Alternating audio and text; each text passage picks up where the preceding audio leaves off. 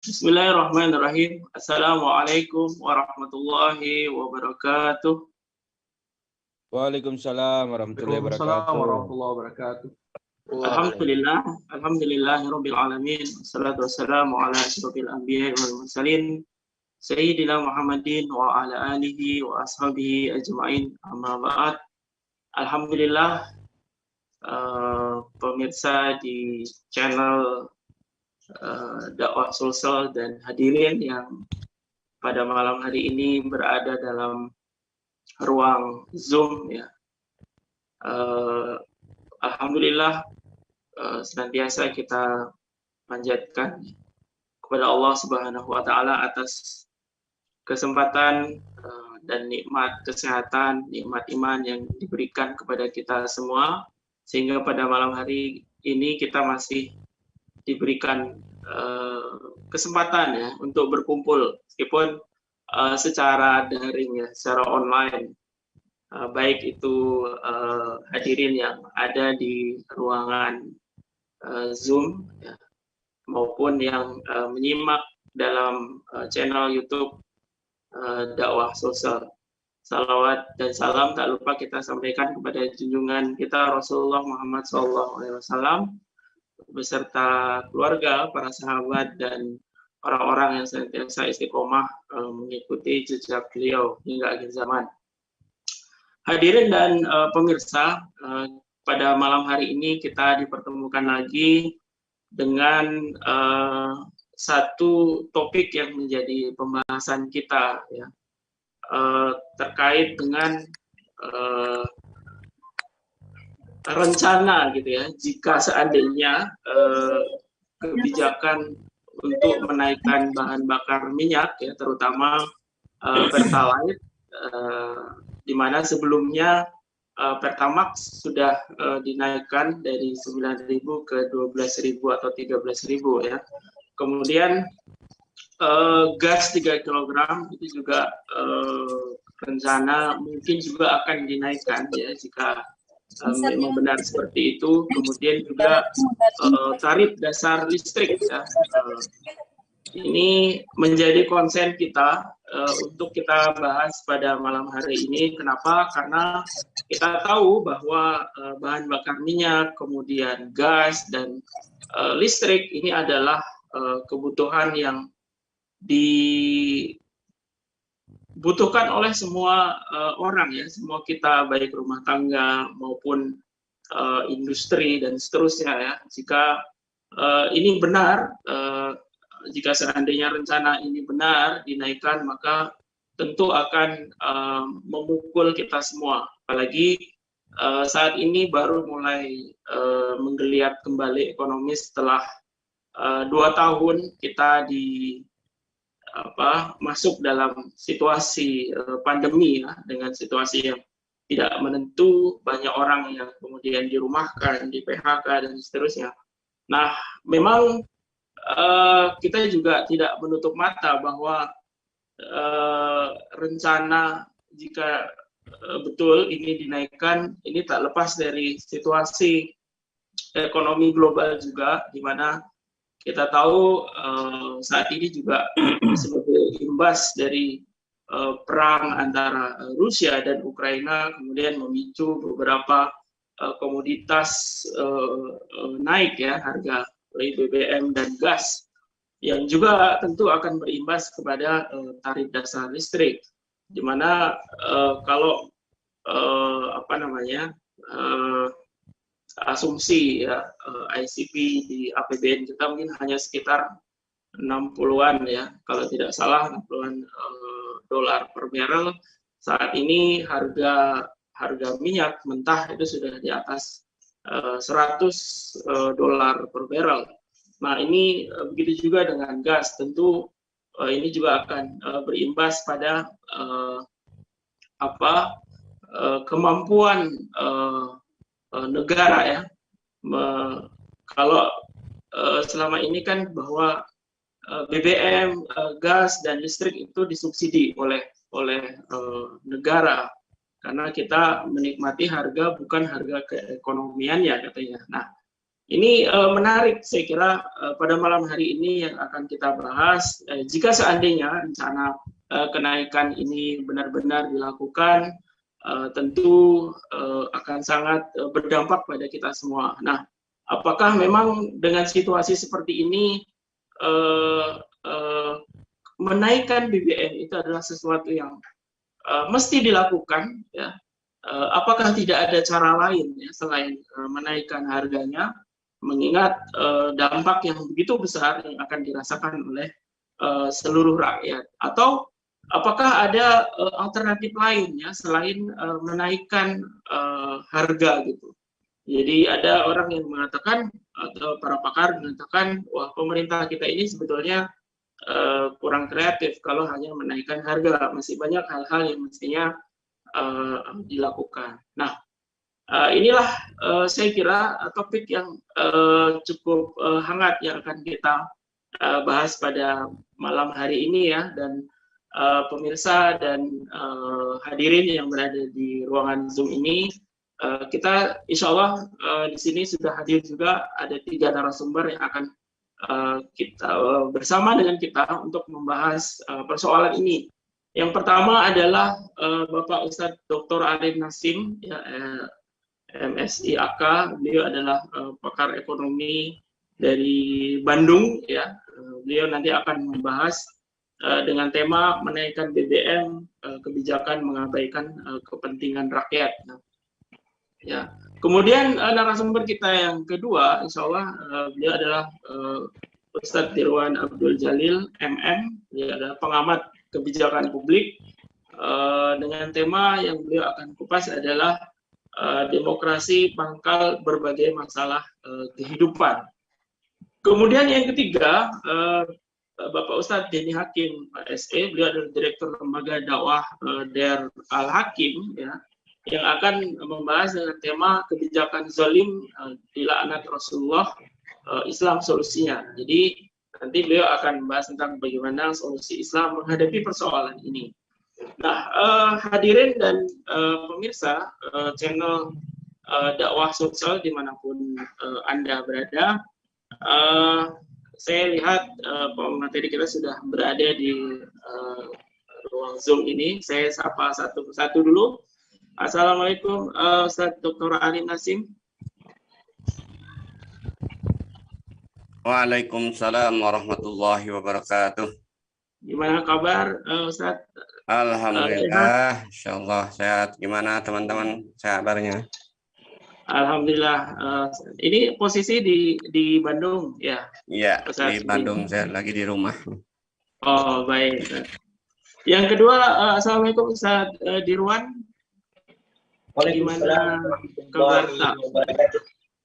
Agak baik. Ya, baik. Baik. Yang ketiga, Ustadz Denny Hakim. Assalamualaikum Ustadz. Waalaikumsalam warahmatullahi wabarakatuh. Ya, sehat Ustadz? Alhamdulillah, bikhair. Sehat. Ya. Baik, hadirin dan pemirsa sekalian, insya Allah 3 narasumber kita ini sudah siap untuk memberikan pencerahan kepada kita semua. Juga nanti akan menjawab berbagai pertanyaan, baik bapak-bapak yang ada di ruang Zoom ini dapat mengajukan pertanyaan, apakah via chat, nanti bisa mengajukan. Saya lihat beberapa yang sudah hadir ya. Ini ada tadi yang saya kenal ada Haji Akmal dari Maros ya, sudah bergabung bersama kita. Kemudian yang lain-lain barangkali juga masih ada yang ditunggu ya. Baik, hadirin dan pemirsa sekalian, kita langsung saja. Saya kira begitu juga nanti yang ada yang menyimak acara ini via YouTube ya, channel dakwah sosial bisa mengajukan pertanyaan via komentar di bawah gitu ya. Ya, insya Allah nanti kita akan bahas gitu. Baik, untuk mengefisienkan waktu saya akan memulai diskusi kita malam hari ini. Saya mulai dulu dari pembicara kita yang pertama, Bapak Dr. Arin Nasim. Jadi saya panggil Ustadz ya. Ustadz, ini kan ada rencana ya, mungkin masih berupa wacana ya. Kita melihat dari berbagai statement pejabat di negara kita, kok sepertinya ada rencana yang mungkin masih dalam tanda petik barangkali ya, mungkin tidak secara resmi, harga-harga BBM, kemudian gas dan TDL ini kok akan dinaikkan lagi gitu, Ustadz. Mengingat kita baru saja ya lepas dari pandemi, situasinya mungkin bagi kebanyakan orang belum stabil. Kalau seandainya ini naik, benar-benar naik, maka ini tentu akan sangat berdampak. Nah, menurut Ustadz Arin Nasim ini seperti apa? Silakan, Ustadz Arin. Iya, terima kasih, Ustadz Tasrin. Bismillahirrahmanirrahim. Assalamualaikum warahmatullahi wabarakatuh. Waalaikumsalam. Alhamdulillahilladzi khalaqal mauta wal hayata liyabluwakum ayyukum ahsanu amala. Asyhadu an la ilaha illallah wahdahu la syarikalah wa asyhadu anna sayyidana Muhammadan abduhu wa rasuluh allazi la nabiyya ba'dah. Allahumma sholli ala Muhammad sayyidil mursalin wa imamil muttaqin wa ala alihi wa sahbihi wa man da'a bi da'wati ila yaumil qiyamah ma ba'du. Baik, para pemirsa dakwah Sulsel dan juga peserta diskusi baik yang ada di Zoom ini maupun yang ada di laman YouTube ya.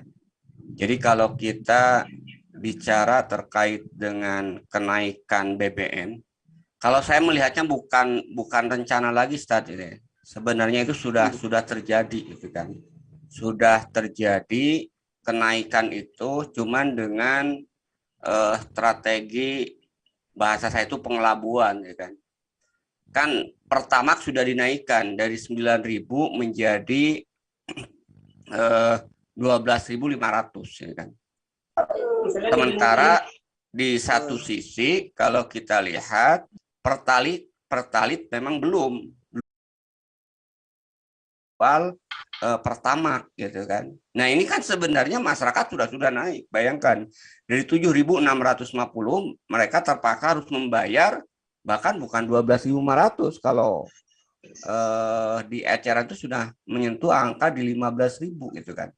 Jadi sebenarnya kenaikan itu sudah terjadi ya, walaupun masih setengah-setengah. Artinya ya Pertalit masih ada, belum dinaikkan, tapi saya lihat stoknya itu sudah mulai dikurangi.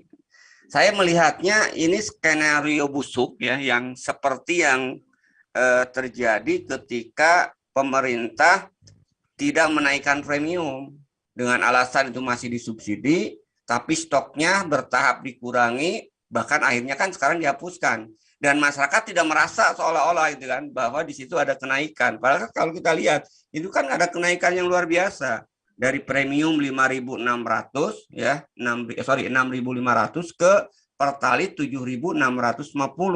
Tapi masyarakat merasa tidak naik gitu kan. Kenapa? Karena ya premiumnya tetap ya kan, Pertalit juga masih tetap gitu kan. Tapi premiumnya ya skenarionya itu adalah dikurangi gitu kan. Bahkan sekarang dihapuskan. Nah, ini rupanya saya melihat ini juga yang akan digunakan skenario ini ya. Kemungkinan ya, Allah alam gitu kan. Kemungkinan sih Pertalit masih tetap tidak akan dinaikkan ya, karena resikonya besar, demonstrasi akan dilakukan mungkin besar-besaran kalau itu dinaikkan. Tapi skenario-nya tadi itu kan, Pertalit dikurangi secara bertahap, bahkan pada titik tertentu nanti dihapuskan juga seperti premium. Akhirnya masyarakat dipaksa itu kan untuk membeli Pertamax. Dan ini sebenarnya sudah terjadi. Itu yang pertama ya, yang saya lihat kebijakan terkait dengan kenaikan ini. Listrik juga saya kira sudah mulai dinaikkan, yang 3.000 voltase itu kemudian sudah dinaikkan oleh pemerintah.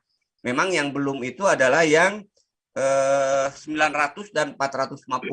Tapi dengar-dengar ini juga sudah, saya pernah kemarin baca di salah satu media itu ada penawaran gratis perpindahan dari 900 ke 1.300 gitu kan. Itu kan tarifnya beda. Nah, ini contoh.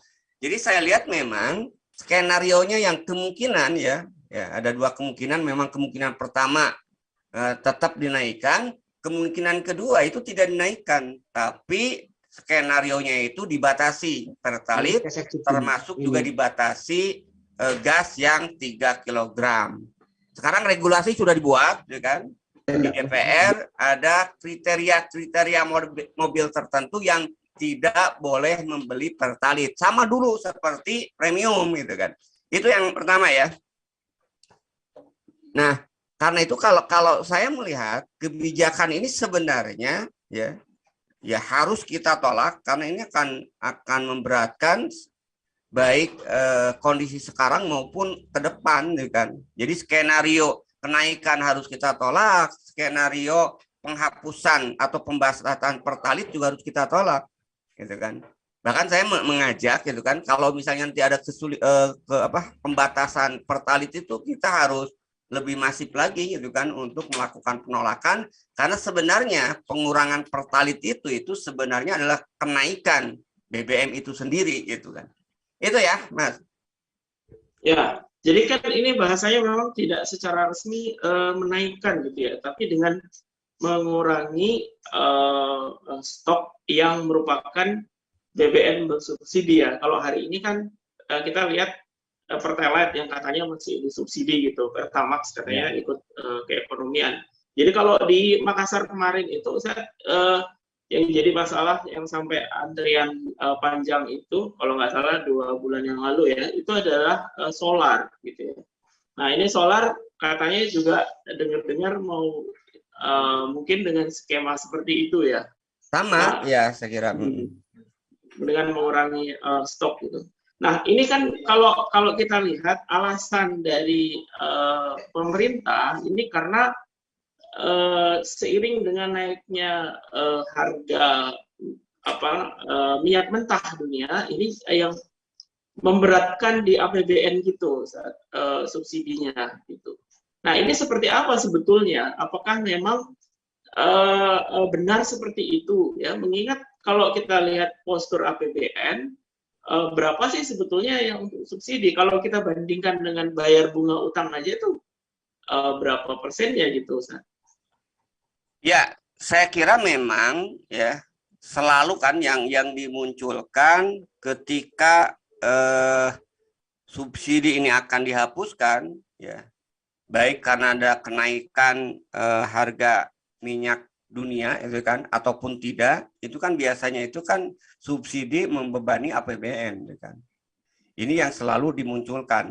Tapi kalau kita lihat kenyataannya ketika kemarin itu kan sudah ada pernyataan ya kan dari Presiden termasuk juga Menteri Keuangan bahwa pemerintah itu tidak akan menaikkan pertalit. Yang disepakati itu adalah menambah subsidi ya, baik untuk subsidi listrik ya maupun untuk subsidi BBM dan gas ini ya kan. Jadi kalau saya hitung kenaikan subsidi ini ya itu kurang lebih itu di angka totalnya itu kalau nggak salah dengan penambahan sekarang itu ada sekitar berapa 50 sekian triliun ya datanya nanti kita lihat lagi ya. Intinya pemerintah menetapkan itu tidak akan menaikkan pertalit, tidak akan menaikkan TDL yang 1.300 ke bawah, tapi pemerintah memutuskan untuk menambah subsidi ya. Itu yang pertama fakta ya. Nah, yang kedua kalau kita lihat tadi itu kan sebenarnya itu kan ini kan problem sistemik ya kalau kita lihat kenapa kemudian APBN itu seolah-olah kemudian dibebani dengan subsidi itu kan pernyataan yang menurut saya ada benarnya tapi lebih banyak juga menyesatkan kan. Karena yang sebenarnya membebani APBN itu bukan subsidi gitu kan. Justru yang membebani APBN itu adalah salah satunya itu adalah utang baik pokoknya maupun bunganya. Bunganya aja tahun ini yang harus dibayar oleh pemerintah itu kan 407 triliun. bandingkan dengan subsidi tadi. Subsidi energi itu kan, migas dan listrik itu di angka kalau nggak salah 261 triliun ya. Itu kan masih sangat jauh gitu kan.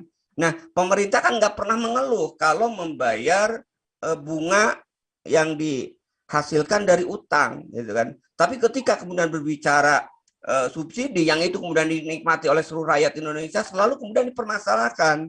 Jadi menurut saya problemnya itu bukan di masalah subsidi ini kemudian menjadi beban APBN.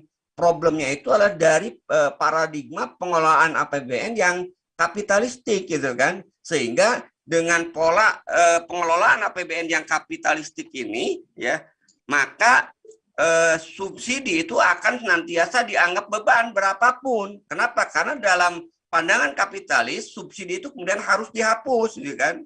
Sementara ironisnya, ya itu kan subsidi untuk masyarakat kecil, dengan ironisnya bunga tadi yang 407 triliun itu tidak pernah kemudian protes, tidak pernah kemudian dikeluhkan. Ini saya kira ya. Jadi problemnya kalau kita bicara terkait dengan APBN tadi ya, subsidi beban APBN itu memang problem sistemik terkait dengan paradigma pengelolaan APBN yang sifatnya itu kapitalistik ya.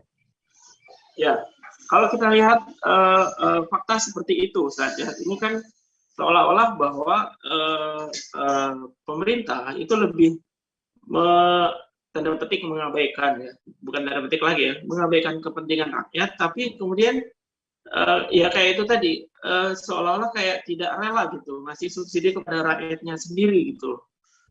Sementara seperti bunga utang itu yang besar sekali dan sampai hari ini belum ada apa namanya, oh itu membebani APBN. Nah kalau kita lihat beberapa pakar mengatakan apa yang dilakukan pemerintah kalau seperti itu tidak kreatif gitu loh. Apakah tidak ada cara lain gitu untuk misalnya oke lah kalau BBM kita listrik minyak kita mungkin di bawah ya, mungkin sekitar 700.000 barrel per hari, sementara kebutuhan kita di atas 1 juta gitu, hampir 2 juta bahkan. Tapi kalau misalnya kayak gas kan kita juga penghasil gas banyak gitu. Tapi kenapa misalnya kok ada kata subsidi ini, misalnya gas dan listrik gitu. Padahal kalau listrik gasnya ada di kita, kemudian kalau misalnya pakai bahan bakar batu bara juga ada di kita. Ya ini seperti apa gitu, Ustadz? Kok sepertinya kayak sulit, dan yang mudah itu ya tinggal menaikkan aja, padahal itu kan kepentingan rakyat gitu. Ya itu yang pertama ya, kalau boleh saya sampaikan secara terstruktur, gitu kan. Jadi problemnya itu kan pertama tadi ya, kalau kita lihat ini kan di mindset ya, mindset atau cara berpikir itu kan. Jadi pengelolaan sumber daya alam kita itu kan sudah dikendalikan oleh para kapitalis dengan sistem kapitalisnya itu kan, dengan liberalisasinya. Jadi kenapa kemudian kita mahal ya? Ya, pertama kalau kita lihat ya, itu kan hampir sumber daya migas ya, minyak dan gas itu walaupun tadi dihasilkan di kita itu ada kurang lebih 800.000 barrel ya, kebutuhan kalau nggak salah 1,5 juta lah. Sebenarnya kalau ini dikuasai sepenuhnya itu tidak terlalu membebani itu kan, tidak terlalu membebani. Tapi kan kenyataannya kalau kita lihat dari sekian juta barrel produksi itu ya, itu kan Pertamina hanya menguasai ya, sekarang baru tahun 2020 terakhir kemarin ya, itu kan 50,6%. Jadi 50-60% itu baru dikuasai oleh Pertamina, itu juga setelah Blok Rokan itu kemudian dikuasai atau diambil alih ya, yang sebelumnya oleh Chevron ya kan. Sebelumnya itu kan Pertamina itu hanya sekitar 16% gitu kan. Jadi kalau kita lihat ini problemnya itu pertama itu memang itu karena liberalisasi pengelolaan migas ini, sehingga walaupun produksi kita kemudian cukup ya, artinya tidak terlalu defisit banyak kan, masih 75% lah kita, sisanya itu memang impor itu kan, dari luar. Tapi karena walaupun tadi ya ada sekian 900.000 lebih lah sebenarnya, ada yang menyatakan juga mendekati 1 juta barrel itu kan tadi hampir setengahnya itu dikuasai oleh swasta gitu kan. Itu dari sisi produksinya gitu kan, sehingga kita itu harus membeli dengan harga internasional. Itu problemnya itu kan. Kenapa kemudian kita akhirnya harus tergantung dengan dolar tadi. Kenapa? Karena sebagian besar ya minyak tadi itu kan, itu memang kita beli, bahkan minyak sendiri kita beli. Kenapa produksi minyak sendiri kita beli? Karena tadi produksi ini sebagian besar dikuasai oleh asing, swasta, 50-50 gitu kan. Nah itu yang pertama. Sehingga kalau mau sebenarnya ini yang harus dilakukan. Salah satunya itu adalah bagaimana kita mengembalikan pengelolaan sumber daya alam ini kembali kemudian diambil alih oleh pemerintah gitu kan. Kalau kemudian diambil alih oleh pemerintah, saya kira tidak akan terlalu berat gitu kan, dengan kenaikan harga dunia ini. Kenapa kemudian sekarang berat? Karena tadi walaupun produksi kita cukup lumayan, walaupun tidak sepenuhnya bisa memenuhi ya kebutuhan dalam negeri itu kan, tapi sebagian besar itu dikuasai oleh swasta. Tadi 50% lebih. Itu yang pertama ya. Jadi alternatifnya sebenarnya kalau ingin ya kita itu tidak terlalu kemudian dibebani dengan kenaikan BBM dunia, maka langkah pertama itu solusinya itu adalah ya ambil alih gitu kan, yang selama ini kemudian dikelola oleh swasta. Kalau ini kan enggak, terus diperpanjang gitu kan. Bahkan kalau kita lihat sumur-sumur baru yang ditemukan itu harus saja ditawarkan ke swasta. Itu yang pertama itu kan. Yang kedua, sebenarnya tadi subsidi ini kan bahasa yang dalam sudut pandang kapitalis itu kan. Dalam sudut pandang Islam sebenarnya kan itu merupakan tanggung jawab negara gitu kan. Itu yang saya katakan tadi. Kenapa sih untuk urusan bayar bunga mereka tidak pernah mengeluh gitu kan? Tapi untuk memberikan anggaran lebih untuk kepentingan masyarakat selalu kemudian dikeluhkan. Ini kan terkait dengan paradigma pengelolaan APBN tadi. Di sisi lain kalau kita lihat sebenarnya saya baca itu kan anggaran silpa itu masih ada. Jadi ini lagi-lagi itu kan pemerintah kemarin nambah utang baru itu kan. Tapi pada satu sisi silpa sisa lebih anggaran itu masih di atas 100 triliun, masih ada itu kan. Ini kan juga kenapa ini yang kemudian digunakan dulu gitu kan. Tidak kemudian menambah utang misalnya. Akhirnya kan dengan menambah utang, beban bunga juga bertambah lagi. Tapi lagi-lagi karena paradigmanya itu adalah kapitalis, akarnya itu ya akhirnya kita berputar di situ aja itu kan. Makanya solusinya itu kalau tidak menaikkan harga gitu kan, solusinya itu adalah menaikkan pajak gitu kan. Kenapa? Karena subsidi ditambah, tapi rakyat sebenarnya dibebani lagi dengan kenaikan pajak. Itu yang terjadi kalau kita lihat ya kan. Ya. Jadi kalau kita baca sebetulnya pemerintah kita hanya berputar pada menaikkan harga, kemudian menaikkan pajak, menambah utang gitu ya.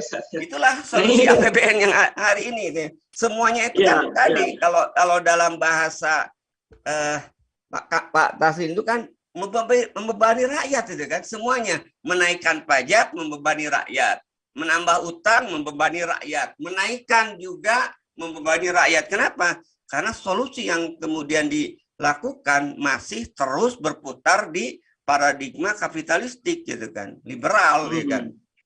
Ya, apakah pemerintah ini sebetulnya tidak bisa melihat solusi lain ya, Ustaz? Atau ada sesuatu yang ini jadi apa ya? Sesuatu yang pokoknya nggak bisa keluar dari situ. Ini gimana, Ustaz? Ya, itulah yang saya kira. Ini kan tadi kan problem pemahaman. Jadi ketika kita sodorkan solusi sistem ekonomi Islam, mereka menolak gitu kan. Kenapa? Karena para pengambil keputusannya adalah mereka yang di benaknya mengelola negara ini ya dengan paradigma kapitalis itu kan. Jadi mereka tidak pernah merasa bersalah, gitu kan, secara teori kan, karena memang dalam teori kapitalis ya tadi seperti itu kan, ya sumber daya alam serahkan pengelolaannya kepada swasta, negara untuk mengelola dan mengurus rakyat itu mengambil pajak dari rakyat, itu kan paradigma kapitalis itu kan. Nah ini yang ada di otak mereka itu kan, di para pengambil kebijakan ini itu kan.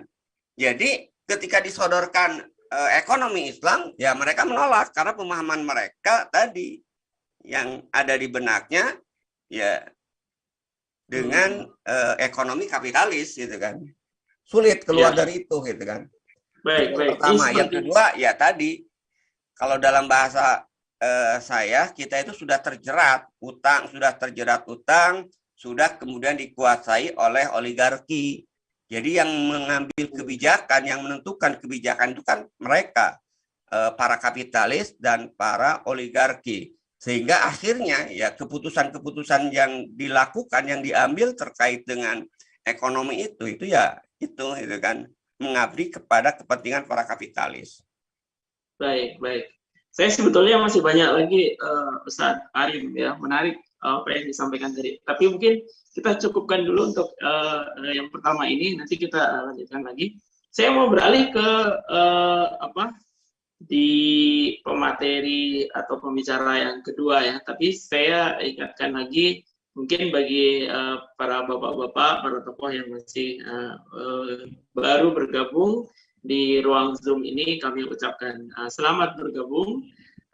Begitu juga bagi pemirsa yang menyimak di channel YouTube Dakwah Sulsel, selamat bergabung dan menyimak diskusi kita. Jika ada pertanyaan boleh dituliskan via komentar atau via chat di ruang Zoom ini. Nah, saya ke pembicara yang kedua, Ustadz Dirwan. Ustadz Dirwan. Ya, tadi menarik apa yang disampaikan oleh Ustadz Arif Nasim ya, bahwa ini problemnya ini kan problem sistemik gitu ya. Kita tidak bisa keluar dari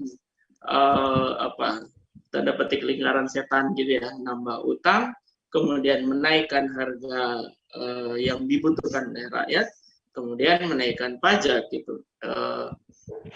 Tadi menarik di akhir itu bahwa kita tidak bisa keluar juga karena ada oligarki gitu. Kalau kita lihat sepertinya pemerintah kita ini tidak bisa berbuat apa-apa di depan para oligarki, atau bahkan mereka juga bagian dari oligarki ya. Salah satu, oke lah kalau BBM itu produksi kita kurang dari kebutuhan ya. Kasus kemarin yang hari ini juga belum selesai, kasus minyak goreng katakanlah itu. Kita itu produksi CPO terbesar di dunia gitu.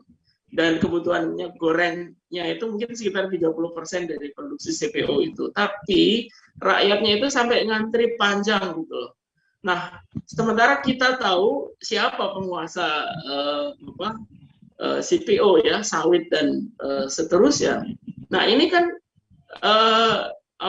sistem kapitalis yang melahirkan oligarki ini menyebabkan pemerintah kita tidak berdaya kepada mereka, tapi lebih memilih mengorbankan kepentingan rakyatnya gitu. Nah, ini Ustadz Dirwan gimana ini? Kan tema Ustadz Dirwan ini demokrasi pangkal berbagai masalah kehidupan gitu. Nah, apakah sejauh mana kemudian demokrasi ini kemudian melahirkan keadaan seperti ini? Silakan Ustadz Dirwan. Bismillahirrahmanirrahim. Alhamdulillahirabbil alamin wassalatu wassalamu ala asyrafil anbiya'i wal mursalin wa ala alihi wa sahbihi ajma'in. Amma ba'd. Allahumma arhamna bil Qur'an. Yang saya hormati Bapak Dr. Ali Nasim, kemudian Al-Mukarram Ustadz Beni Hakim dan host Ustadz Tasrin, serta para tokoh umat dan seluruh peserta yang berada di ruang Zoom pada kesempatan yang berbahagia ini. Menyimak dialog panjang ya yang yang dilakukan oleh Ustadz Tasrin dengan Pak Dr. Arif Nasim, secara penjelasan sebenarnya menarik, tapi kenyataannya sangat mengerikan. Seakan-akan kemudian kita tidak melihat lagi celah untuk bisa keluar dari lingkaran setan, kecuali semuanya akan berdampak pada semakin beratnya kehidupan masyarakat kita di hari-hari sekarang dan yang akan datang.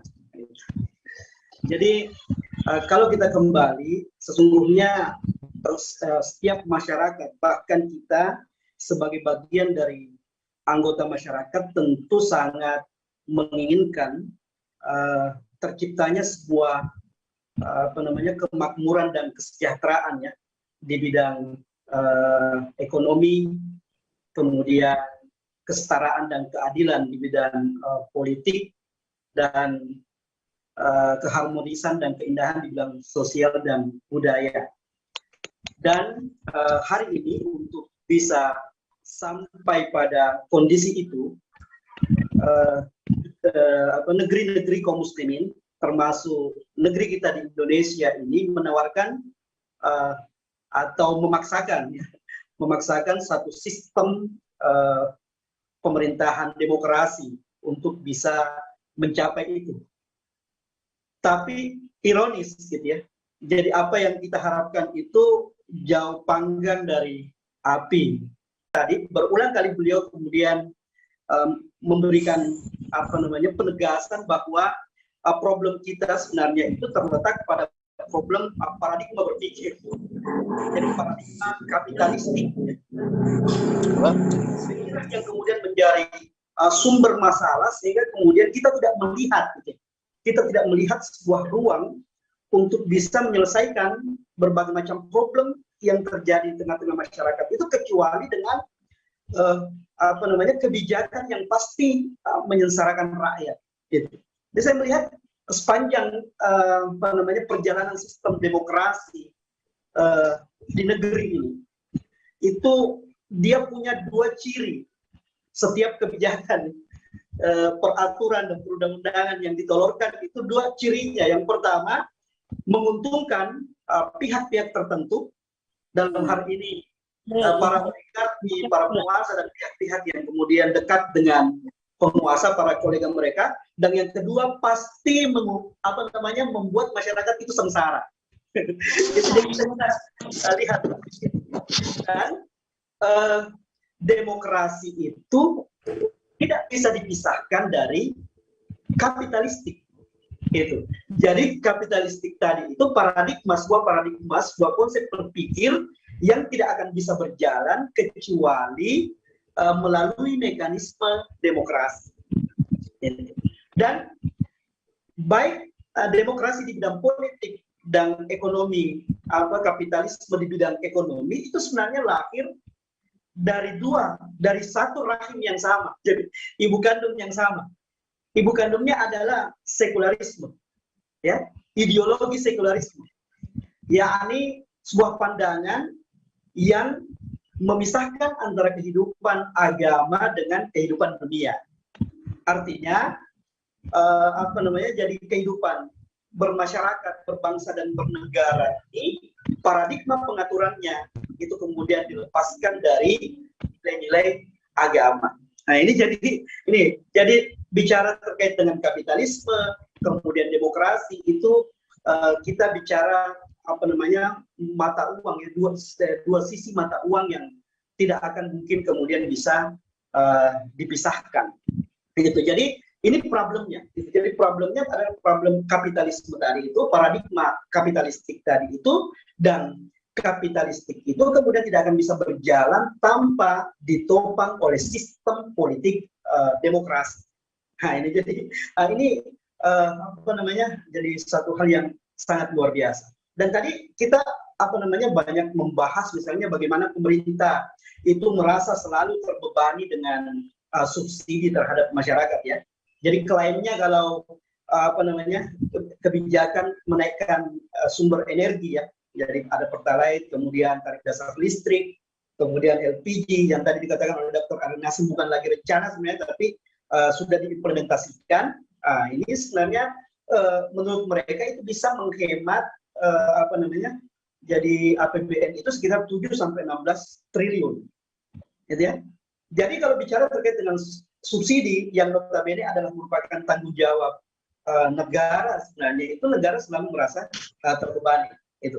Tapi kalau bicara terkait dengan pembayaran utang, ya, di mana utang itu kemudian adalah utang ribawi yang pembayaran bunganya kemudian terus-menerus terjadi di negeri ini sejak tahun 1969 ya, sampai hari ini.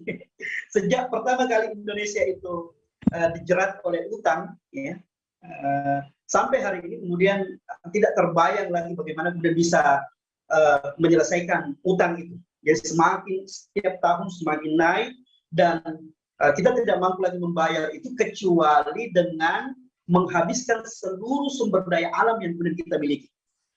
Nah, inilah problemnya. Jadi tadi disampaikan oleh Dr. Arin Nasim bahwasanya problemnya sebenarnya adalah karena sektor migas ini itu kemudian produksi minyak itu tidak lagi kemudian dikuasai oleh negara, tetapi hari ini kemudian dikuasai oleh swasta, bahkan swasta asing itu, dan itu adalah merupakan sebuah konsekuensi itu. Jadi konsekuensi jebakan the trap, ya, jebakan utang yang dulu kemudian dipasang oleh negara-negara kampiun kapitalisme Amerika Serikat dan negara-negara Eropa bersama-sama kemudian untuk menjerat negeri-negeri termasuk negeri-negeri kaum muslimin, termasuk negeri kita ini, itu dengan jebakan utang yang pada akhirnya kemudian mereka tidak bisa lagi lepas dari kondisi itu kecuali menyerahkan seluruh sumber daya alam yang kemudian mereka miliki.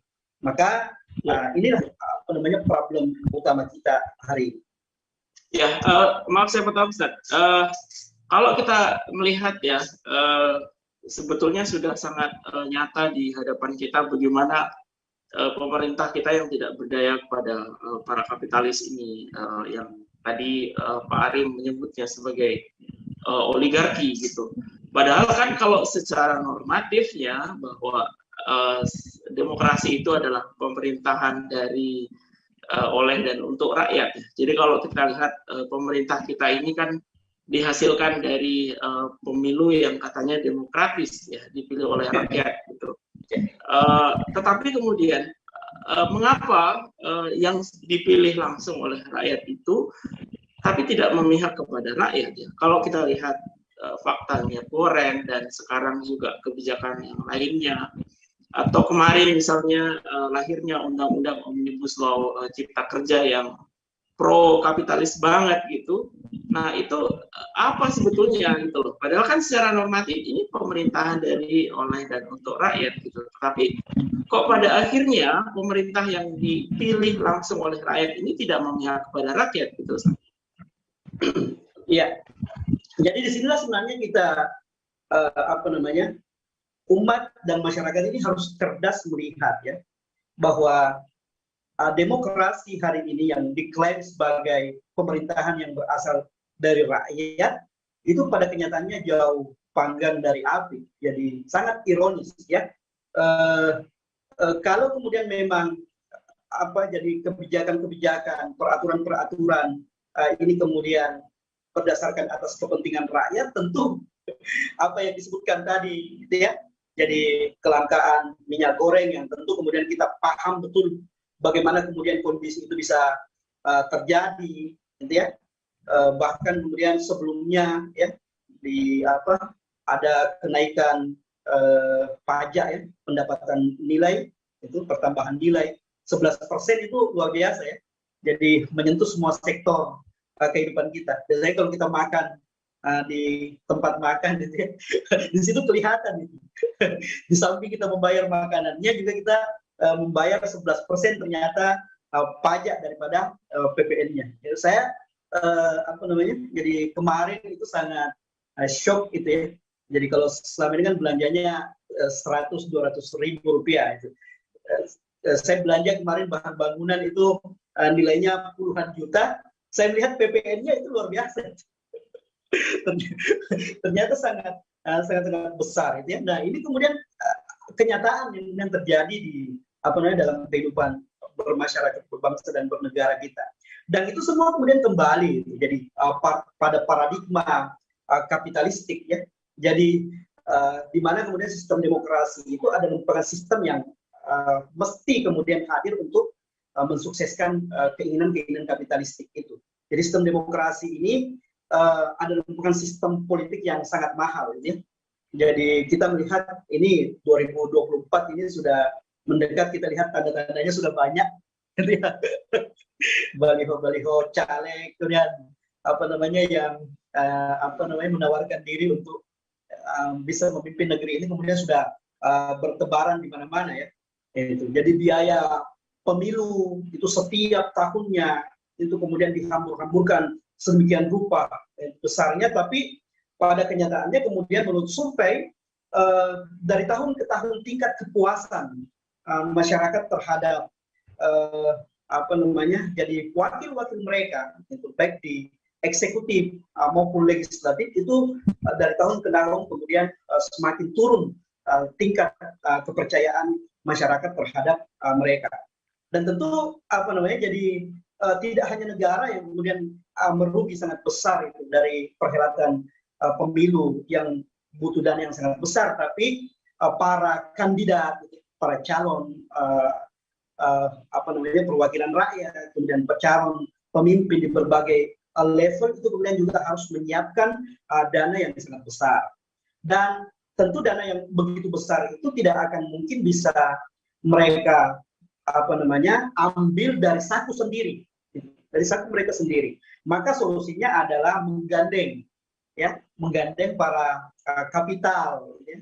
Jadi kapital nasional, kemudian dananya mungkin kurang cukup memadai untuk bisa membawa mereka sampai pada kekuasaan yang kemudian mereka kehendaki, maka digandenglah para kapitalistik asing ya, asing yang kemudian memang mereka bersedia untuk menjadi cukong ya, membiayai itu.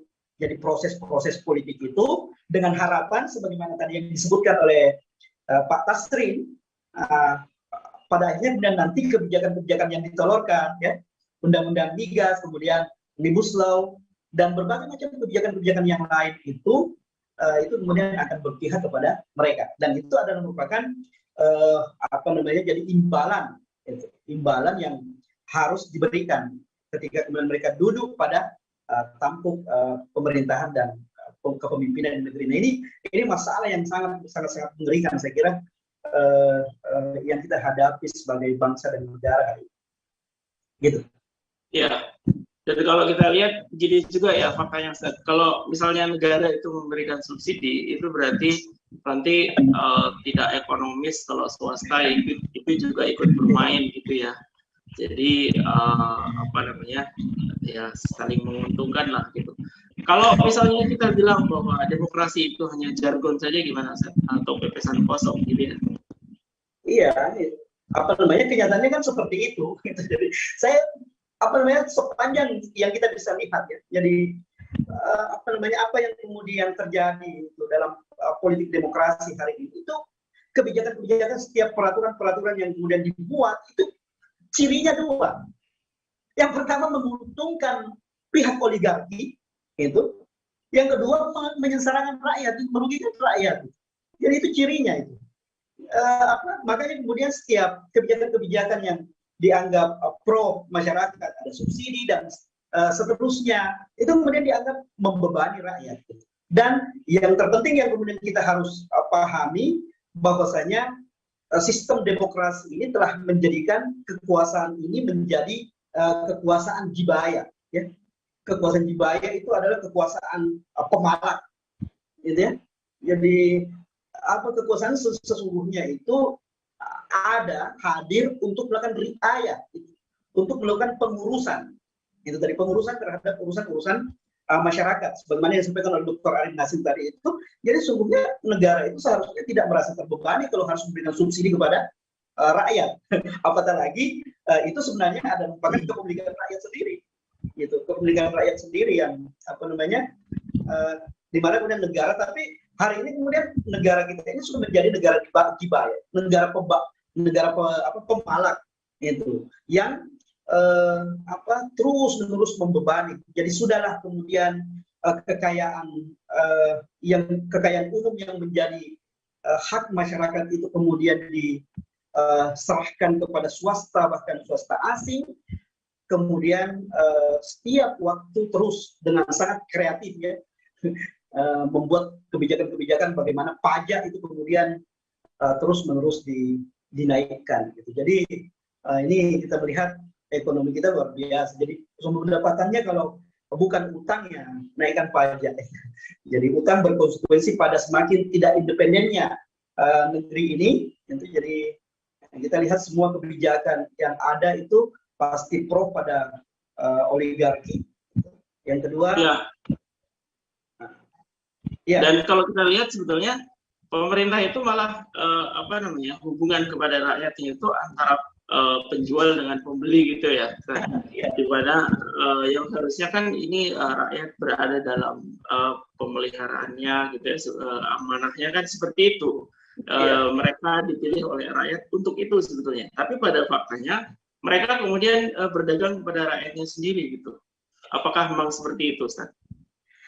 Iya, kenyataannya seperti itu. Jadi negara politik jibaya itu, negara pemalas itu seperti itu. Jadi memposisikan diri sebagai penjual dan pembeli terhadap masyarakatnya, sehingga ketika posisi itu kemudian terjadi, maka tidak mengherankan kalau penguasa itu terus-menerus merasa terbebani ketika harus memberikan pelayanan terhadap masyarakatnya. Di sisi yang lain kemudian akan terus membuat kebijakan-kebijakan yang semakin hari semakin memiskinkan masyarakat dalam bentuk kenaikan pajak lah. Ya. Sekarang ini luar biasa ya. Jadi sebagaimana yang saya sampaikan tadi itu, jadi hampir semua sektor sekarang ini pajaknya luar biasa ya. Tambah hari ini kemudian tidak sampai di situ. Jadi kebijakan-kebijakan di sektor energi tadi, jadi menaikkan sektor-sektor energi yang di awal tadi Ustaz Tasril sudah menjelaskan bahwasanya ini sebenarnya adalah kebutuhan pokok dan vital. Itu jadi kenaikan sumber energi itu akan berimplikasi punya efek domino gitu ya, yang akan mempengaruhi terdongkraknya semua harga-harga kebutuhan pokok masyarakat. Dan ketika harga naik, maka kembali lagi masyarakat yang akan menanggung beban yang semakin berat dalam kehidupan ini. Saya kira itu. Baik, mungkin cukup dulu ya, Ustaz Tirwan. Saya mungkin beralih ke Ustaz Denny ya. Kalau tadi di akhir diskusi saya dengan Ustaz Tirwan mengatakan bahwa posisi pemerintah ya, penguasa itu seperti berdagang kepada rakyatnya sendiri gitu. Padahal mereka ada itu adalah untuk melayani rakyat. Nah, dengan melihat tema Ustadz Denny Hakim ini, menurut saya menarik ya. Jadi kebijakan zalim dilaknat Rasulullah, ya, Islam solusinya, gitu ya. Nah, kalau melihat kebijakan yang dilakukan oleh pemerintah saat ini ya, memperlakukan rakyatnya itu sebagai konsumen. Jadi kalau misalnya disubsidi itu kan ya rugilah gitu ya. Harusnya beli dengan harga keekonomian gitu, biar untung. Nah ini seperti apa Ustaz? Ini menarik nih, kebijakan zalim dilaknat Rasulullah, kemudian Islam solusinya. Apa ada Ustaz? Ya, bismillahirrahmanirrahim. Alhamdulillah, wassalatu wassalamu ala rasulillah wa ala alihi wa sahbihi wa man wala. Ya, pertama-tama saya ucapkan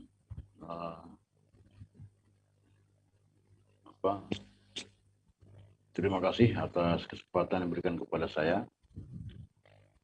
Baik, langsung saja bahwa dalam Islam itu pemimpin itu adalah pelayan ya, bagi umatnya, bagi rakyatnya, jadi pimpin. Dan sebagai bentuk pelayanan adalah seorang pemimpin itu harus melaksanakan kepemimpinan mereka itu dengan cara yang adil dan menjalankan amanah dengan sebaik-baiknya.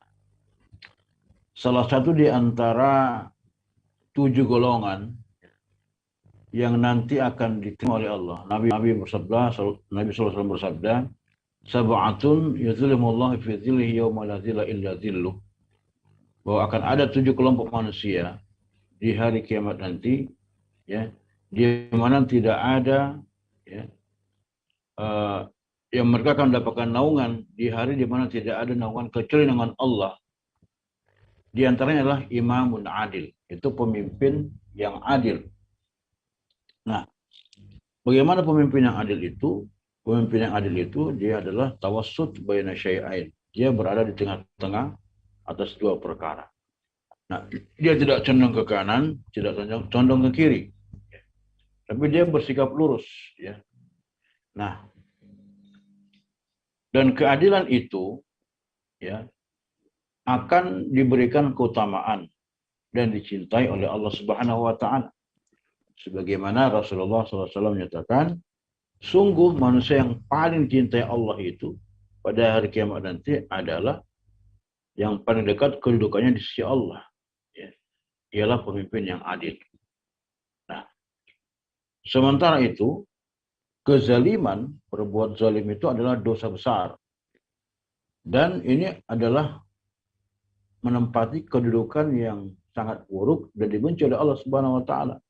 Karena orang yang paling dibenci Allah dan paling jauh kedudukan dari Allah adalah pemimpin yang zalim. Itu hadis Nabi riwayat Imam At-Tirmidzi. Nah, kezaliman terhadap satu orang saja ya dalam Islam itu adalah dosa besar dan siksanya begitu besar. Saya dalam kitab dalam surat Asy-Syura ayat 42 mana Allah Subhanahu wa taala berfirman, "A'udzubillahi minasyaitonir rajim. Innamas sabilu 'alal ladzina yadhlimuna an-nasa wa yabghuna fil ard bighairil haqq. Ulaika lahum 'adzabun alim." Sesungguhnya dosa itu atas orang-orang yang berbuat zalim kepada manusia, sesama manusia, dan melampaui batas di bumi tanpa mengindahkan kebenaran. Maka mereka itu mendapatkan siksa yang pedih. Nah, jadi berbuat zalim saja kepada seorang manusia itu dosanya begitu besar dan akan mendapatkan siksa yang pedih. Apatah lagi kemudian menzalimi banyak orang, apalagi menzalimi rakyatnya. Nah, oleh karena itu, ketika kita tidak menjalankan amanat kepemimpinan itu dengan baik, ya, maka dosanya pun akan sangat berat. Apalagi kalau misalnya dianggap dia itu kemudian hendak melakukan tindakan yang dianggap dalam tanda kutip menipu masyarakat misalnya kan. Nah, tadi disebutkan bahwa ada rencana bahwa akan menaikkan BBM, gas LPG 3 kg, kemudian terhadap tarif dasar listrik. Nah, ini adalah sebuah tindakan yang zalim. Kenapa saya katakan zalim? Karena komoditas itu semua adalah kebutuhan utama yang ketika itu terjadi kelangkaan akan mendapatkan atau mengakibatkan kesulitan di tengah masyarakat. Nah, atau misalnya ketika harganya mahal, maka ini akan memicu naiknya kebutuhan barang-barang yang lain, khususnya kebutuhan pokok ya. Kan kita sudah menjadi sebuah kelaziman ketika BBM naik, maka itu akan memicu kenaikan kebutuhan pokok atau sembako istilahnya kan. Nah, itu pasti akan terjadi begitu.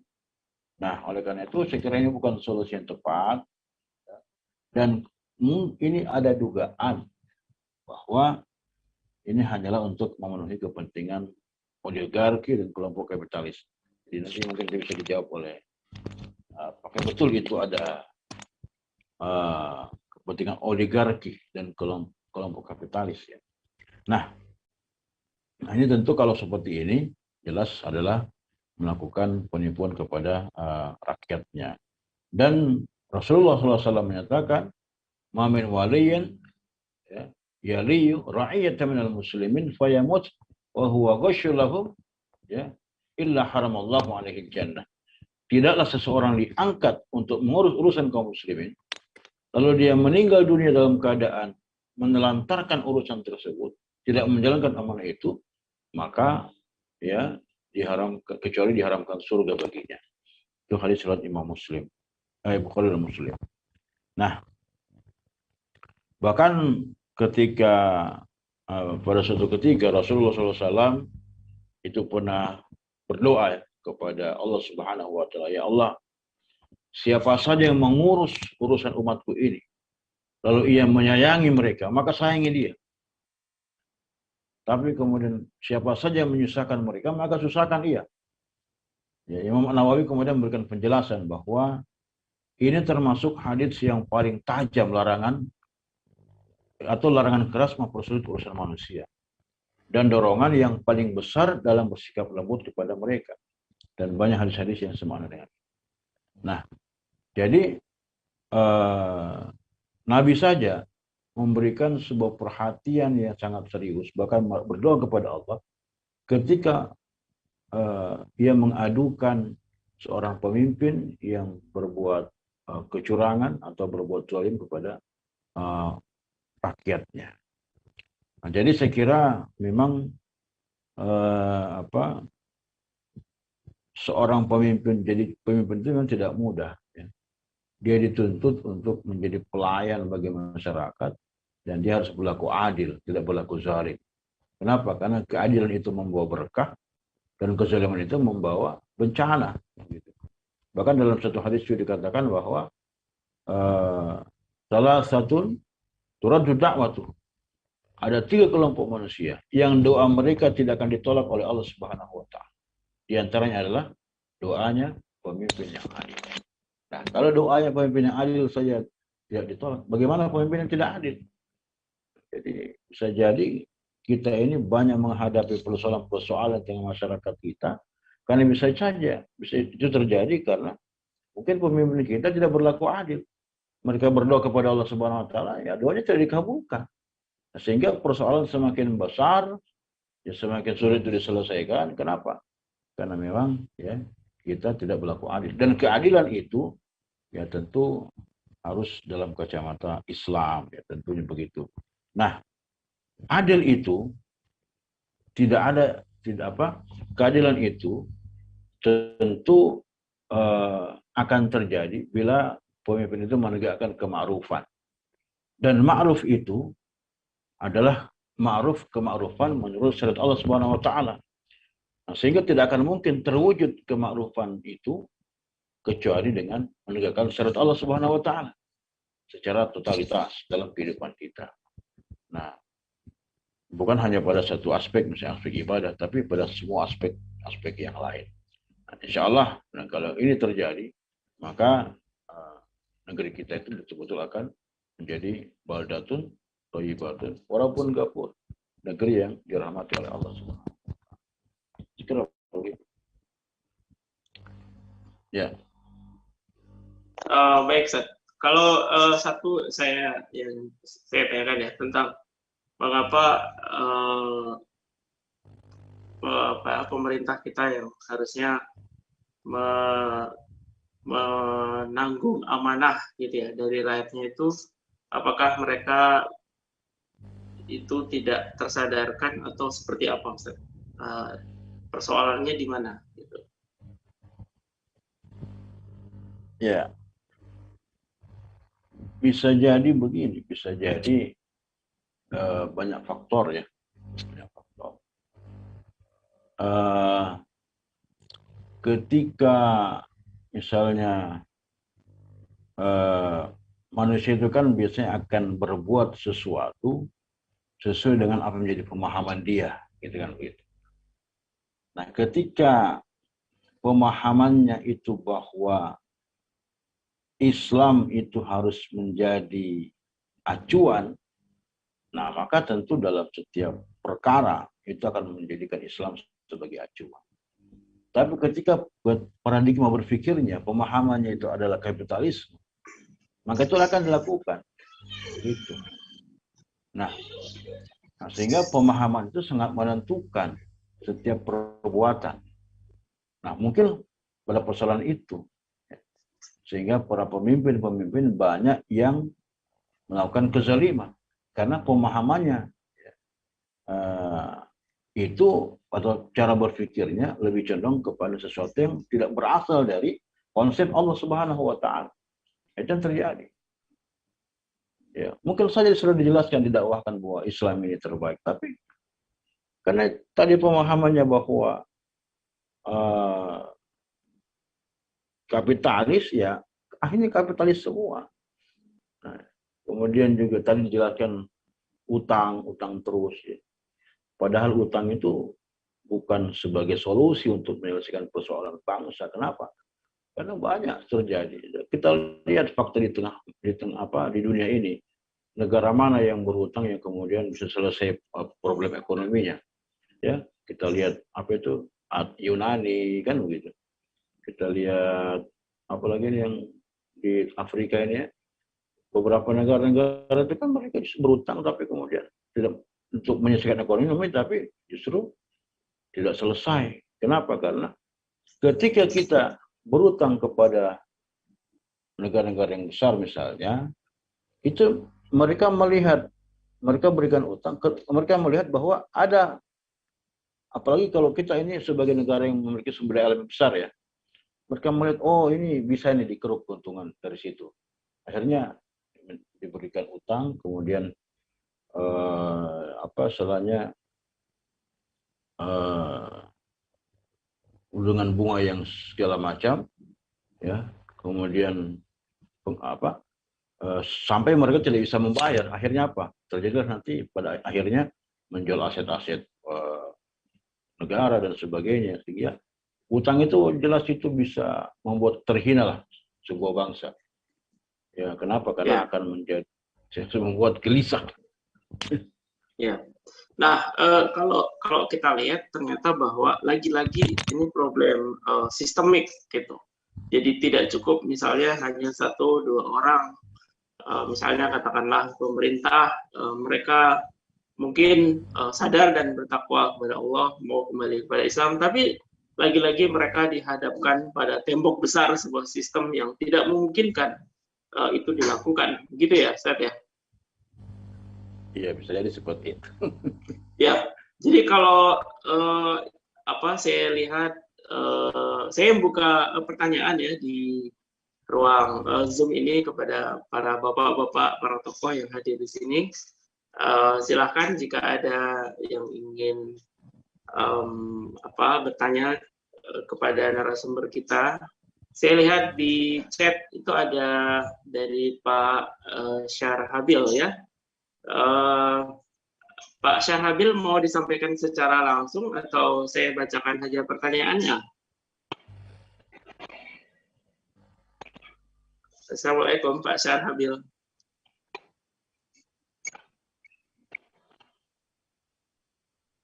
Ya, saya bacakan saja ya. Ini pertanyaannya, mohon pencerahannya. Kalau cari solusi konkret dalam perspektif politik, kira-kira mana yang dipilih? Antara ganti sistem, ganti pemimpin, atau ada tahapan hidupkan dakwah tentang kekurangan sistem ini ya. Maksudnya sistem ini berarti sistem yang ada sekarang ya, demokrasi kapitalis gitu ya. Tapi bagaimana tolok ukur konkret juga masa kini dan masalah yang bisa dipahami masyarakat ya. Mungkin cara mengkomunikasikan kepada masyarakat yang mudah dipahami seperti apa gitu ya. Nah, itu kemudian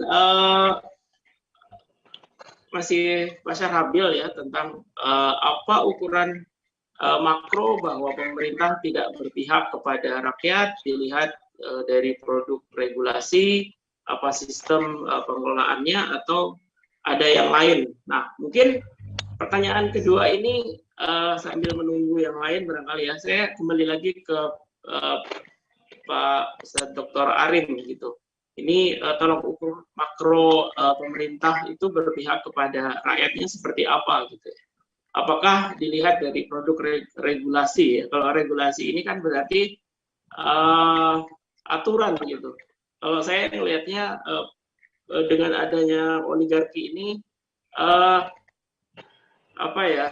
mereka sudah jadi satu. Jadi kalau mungkin ibaratnya dalam pertandingan sepak bola kan harusnya ada inspektur pertandingan, ada wasit, ada 2 kesebelasan gitu ya dengan aturannya gitu. Jadi kalau semuanya satu pihak gitu ya, mulai dari inspektur pertandingan, wasit, semuanya satu pihak. Nah ini Yang kita lihat kok kayaknya seperti itu, Pak Ustadz Arim gitu. Jadi mereka sendiri yang buat aturan, mereka wasitnya, mereka juga pemainnya gitu. Jadi kalau misalnya main bola nggak bisa bikin gol, ya gawangnya dibesarkan gitu, Ustadz. Supaya tidak kemasukan, gawang dia dikecilin gitu.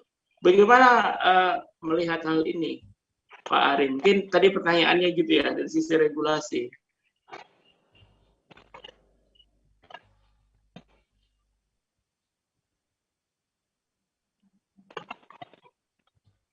Ya, silakan Pak Ustadz Arin.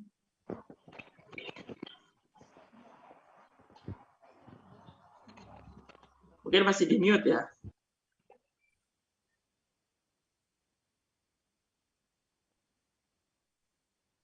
Kenapa? Halo? Ya, Oh, tes. Ya. ya sudah boleh, Pak. Sudah terdengar? Sudah terdengar, Pak.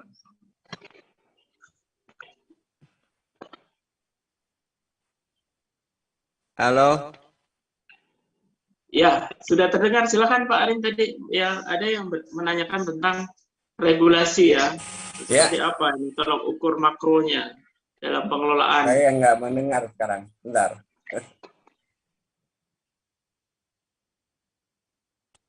Ya, halo? Ya, silakan Pak Arin. Oh iya, sorry. Saya dari tadi ngomong nggak kedengar ya. Baik, jadi kalau kita bicara terkait dengan kerusakan masyarakat ya atau kebijakan itu kan pangkalnya dua itu kan.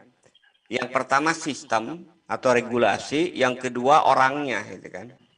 Nah, kalau kita bicara terkait dengan kenapa kok secara makro regulasi ini apakah berpihak kepada rakyat atau tidak? Kalau kita lihat dari sisi regulasinya memang nyaris tidak ada yang berpihak pada rakyat. Kalau kita bicara terkait dengan kenapa sekarang itu kita menghadapi problem migas, energi ya, TDL, itu kan pertama dari regulasi dulu ya. Semua regulasi yang ada itu adalah pesanan dari para kapitalis ya kan.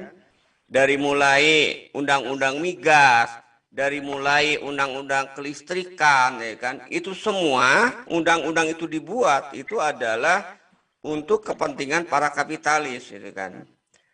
Contoh kita lihat tadi ya di undang-undang migas itu kan dulu sebelum kita betul-betul liberal ya, dulu kan masih ada perlindungan lah. Makanya dulu kan Pertamina itu pemain tunggal. Nah, tapi dengan undang-undang migas, maka Pertamina itu kemudian hanya salah satu pemain di migas gitu kan. Kemudian masuklah di situ dilegalkan swasta, lokal maupun asing. Nah, dampak dari regulasi ini itu adalah tadi itu kan, ini kan undang-undang yang dipesan oleh asing. Kalau saya lihat asing itu menggelontorkan dana triliunan agar menggolkan undang-undang migas yang tadinya ya kan, migas itu dikelola oleh Pertamina sebagai BUMN sepenuhnya, yang lain hanya sebagai partner. Nah, sekarang dengan undang-undang migas itu kan posisi Pertamina itu setara dengan perusahaan lokal maupun asing, swasta maupun asing. Nah, tadi saya katakan dari regulasi ini akhirnya apa? Akhirnya Pertamina itu hanya menguasai sedikit ya. Yang dulunya itu dikuasai oleh Pertamina dari sisi produksi. Kedua, sekarang dengan liberalisasi itu kemudian dikuasai oleh swasta, bahkan dominan ya. Itu yang pertama itu kan. Jadi dari sisi regulasi memang itu adalah menguntungkan para kapitalis. Kemudian juga regulasi dari sektor hilir sekarang gitu kan, dalam konteks migas dan juga listrik sebenarnya itu kan. Jadi dari sektor hilir sekarang kan juga sudah dibuka, maka masuk kemudian SPBU asing ya, SPBU asing masuk. Dan kalau saya lihat kenapa kemudian sekarang pemerintah ngotot dengan momentum kenaikan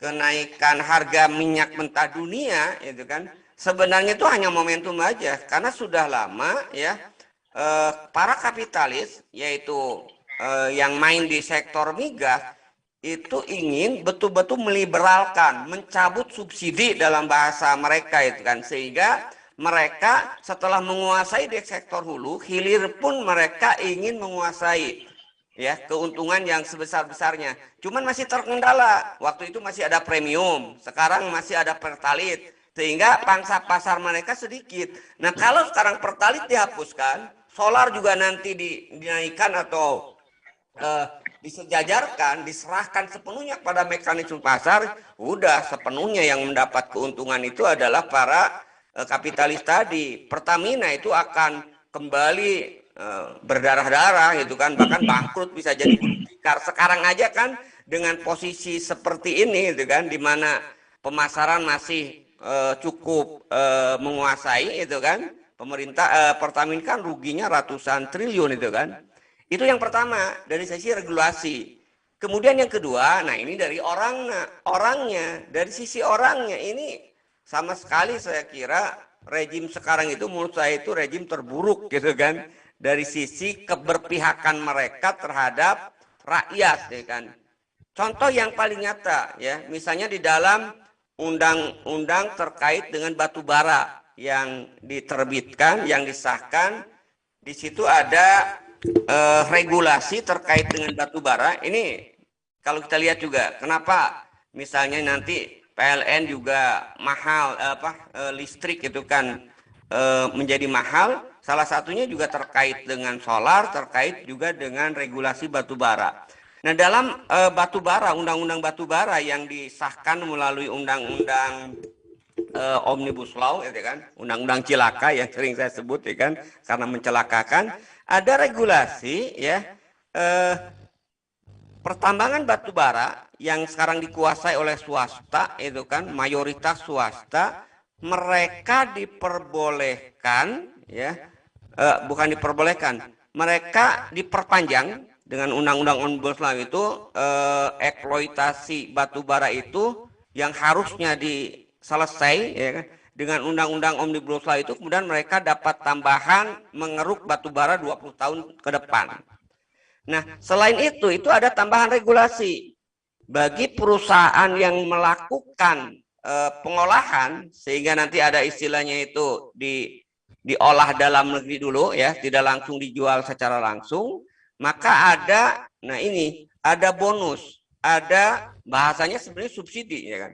Dengan jalan apa? Dengan jalan royalti 0%. Ini kan kebijakan yang sangat gila gitu kan menurut saya itu kan. Mereka itu sudah mendapatkan tambang batu baranya ya kan, harusnya bayar royalti, tapi karena ada kebijakan mereka berniat untuk mengolah batu bara tersebut ya kan, sehingga membuat sehingga tidak langsung diekspor langsung ya. Maka pemerintah memberikan kebijakan royalti 0%. Ini kan luar biasa itu kan. Apa yang didapatkan pemerintah itu kan. Nah, ini hanya mungkin kebijakan seperti ini kalau orangnya itu sama sekali tidak punya keberpihakan terhadap rakyat ya kan. Jadi betul-betul tadi kan, semua kebijakan kita itu sudah diatur dan dikendalikan oleh kapitalis itu kan, oligarki. Jadi kalau saya lihat hari ini kita itu sudah sistemnya sistem rusak, kapitalis ya, manusianya yaitu yang rejimnya itu juga terburuk dibandingkan dengan rejim-rejim sebelumnya. Sehingga akhirnya apa? Kita lihat banyak kebijakan-kebijakan yang sangat merugikan rakyat. Ya tadi ya, kalau bicara migas masih mending tadi kan, kita kebutuhannya itu melebihi dari produksi. Migor aja yang melimpah kita harus bayar mahal kok minyak goreng. Nah, ini contoh gitu kan. Jadi saya lihat dua faktor ini, sistemnya memang kapitalis ya kan, dan yang kedua ya manusianya itu yang sama sekali tidak memiliki keperpihakan terhadap rakyat. Jangankan menurut pandangan Islam seperti yang disampaikan oleh Ustadz Deni tadi, menurut pandangan normal aja gitu kan ya, sistem yang normal itu sudah tidak masuk. Jadi bahasa saya itu kebijakannya itu lebih kapitalis ya dibandingkan negara kapitalis sekalipun, kan. Jadi sama sekali tidak ada perlindungan terhadap rakyat. Inilah tipologi rejim saat ini, gitu kan. Ya, saya tadi sebetulnya ini pertanyaan yang lupa ya, atau belum ada jawabannya Pak Arim. Kalau tadi kan Pertamina itu atau pemerintah selalu mendasarkan ketika BBM ini naik adalah harga minyak mentah dunia naik. Lah, kemarin ketika pandemi kan harga minyak mentah dunia itu jatuh di harga terendahnya gitu. Tapi kenapa BBM-nya tidak turun gitu loh? Karena kan kalau pakai logikanya harusnya turun gitu Pak Arim. Ini apa yang terjadi sesungguhnya? Nah, kita tahu juga kan, itulah liciknya mereka itu kan. Jadi seolah-olah rakyat itu dianggap tidak mengerti itu kan. Rakyat kan banyak yang protes tapi cuek aja itu kan mereka kan. Jadi harusnya kan ketika diserahkan ke harga pasar, mereka turunkan itu kan.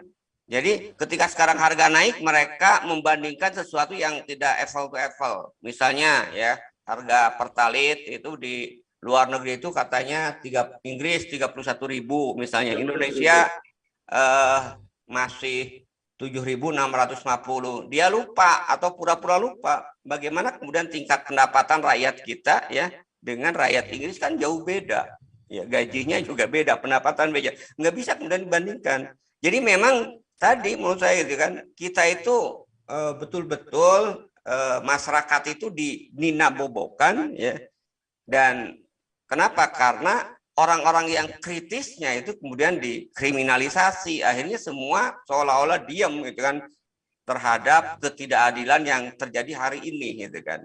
Sehingga tadi betul, ketika turun mereka diam gitu kan. Ketika kemudian naik baru kemudian mereka teriak, subsidi kemudian membengkak. Tapi ketika ada penurunan ya mereka diam-diam aja gitu kan. Walaupun diprotes tetap aja kemudian tidak ada kebijakan yang menurunkan. Kenapa? Ya kan karena tadi tekanan protesnya juga kecil gitu kan, sehingga dianggap tidak ada itu kan. Ini lagi-lagi menurut saya juga kembali juga kepada kesadaran masyarakatnya ya terhadap sistem yang ada hari ini itu kan. Ini jadi agenda kita ya, saya kira semakin berat ya ketika masyarakat seolah-olah semakin apatis.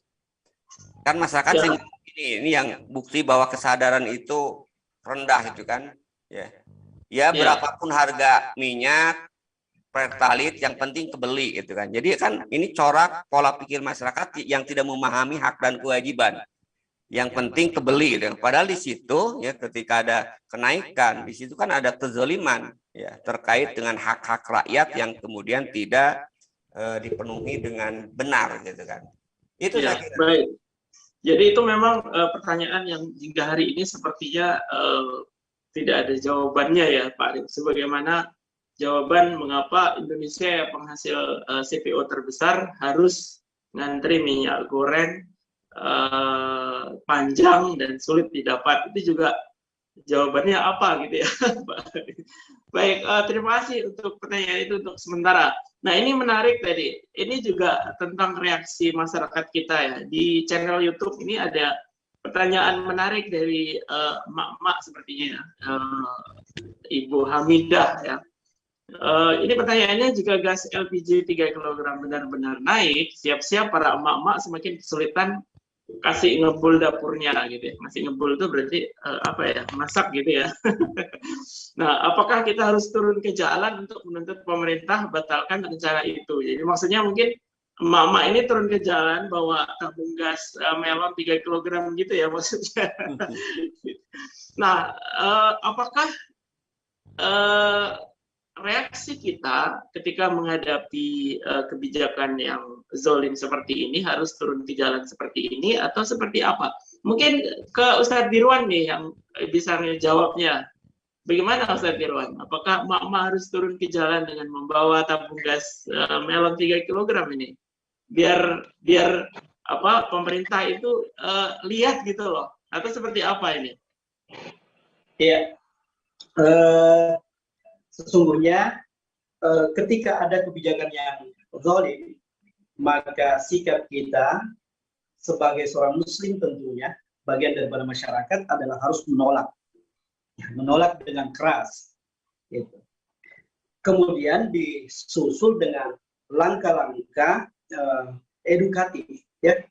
Jadi mengajak masyarakat kita untuk melihat lebih dalam sebenarnya, gitu ya. Memiliki kepedulian terhadap problem yang terjadi. Kenapa? Karena sesungguhnya kita bisa melihat, jadi apa yang terjadi hari ini, jadi bukan hanya sekedar kenaikan LPG dan seterusnya. Saya kira sebelumnya sudah banyak sekali kebijakan-kebijakan yang kemudian sangat menyulitkan dan menyengsarakan rakyat, gitu ya. Jadi harus dilihat, gitu. Jadi bahwasanya sesungguhnya ini adalah merupakan kebijakan yang zalim yang kemudian harus ditolak, gitu. Nah, kita melihat bahwasanya kebijakan-kebijakan seperti itu kemudian bisa terjadi. Tadi sudah dijelaskan, saya kira sangat jelas oleh Dr. Arim bahwasanya ini berpangkal pada dua hal, yakni kerusakan secara sistem, kemudian yang kedua adalah orang-orangnya, gitu ya. Orang-orangnya. Gitu. Jadi ini tidak ada lagi yang kemudian bisa mengawal kepentingan rakyat. Saya kira dalam sistem demokrasi kita mengenal ada istilah trias politika, ya. Jadi ada eksekutif, kemudian ada yudikatif, kemudian ada legislatif, gitu.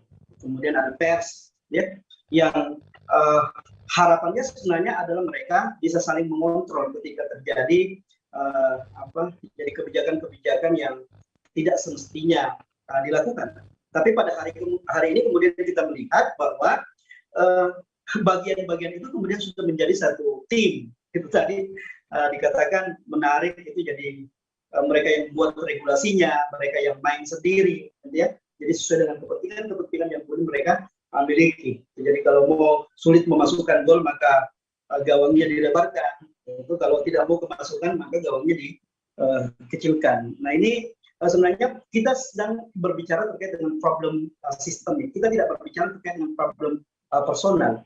Jadi mudah sebenarnya untuk bisa melihat apakah problem yang kita hadapi adalah problem sistemik atau problem personal. Itu kita lihat dari dampak. Kalau problem personal maka itu terjadi dampaknya kecil dan tidak menyebar ke banyak tempat dan dirasakan oleh banyak orang. Tapi kalau ini adalah merupakan kerusakan sistemik, itu maka kemudian dampaknya bisa dirasakan oleh semua pihak dan terjadi di mana-mana. Jadi ini sudah sangat jelas kelihatan di depan mata kita. Maka sesungguhnya edukasi kepada umat bahwasanya sesungguhnya yang menjadi pangkal persoalan kehidupan kita hari ini adalah diterapkannya sistem demokrasi di bidang politik dan sistem kapitalisme di bidang ekonomi. Maka saya sebagai seorang muslim dan tentunya semua menjadi warga negara yang merasa muslim, ya. Jadi kita ini negeri terbesar muslim di dunia. Itu menurut iman kita, maka kita harus meyakini bahwasanya tidak ada sistem kehidupan yang lebih baik kecuali sistem yang kemudian berasal dari Allah Subhanahu wa Ta'ala. Ya, baik. Saya bisa menangkap gitu ya, berarti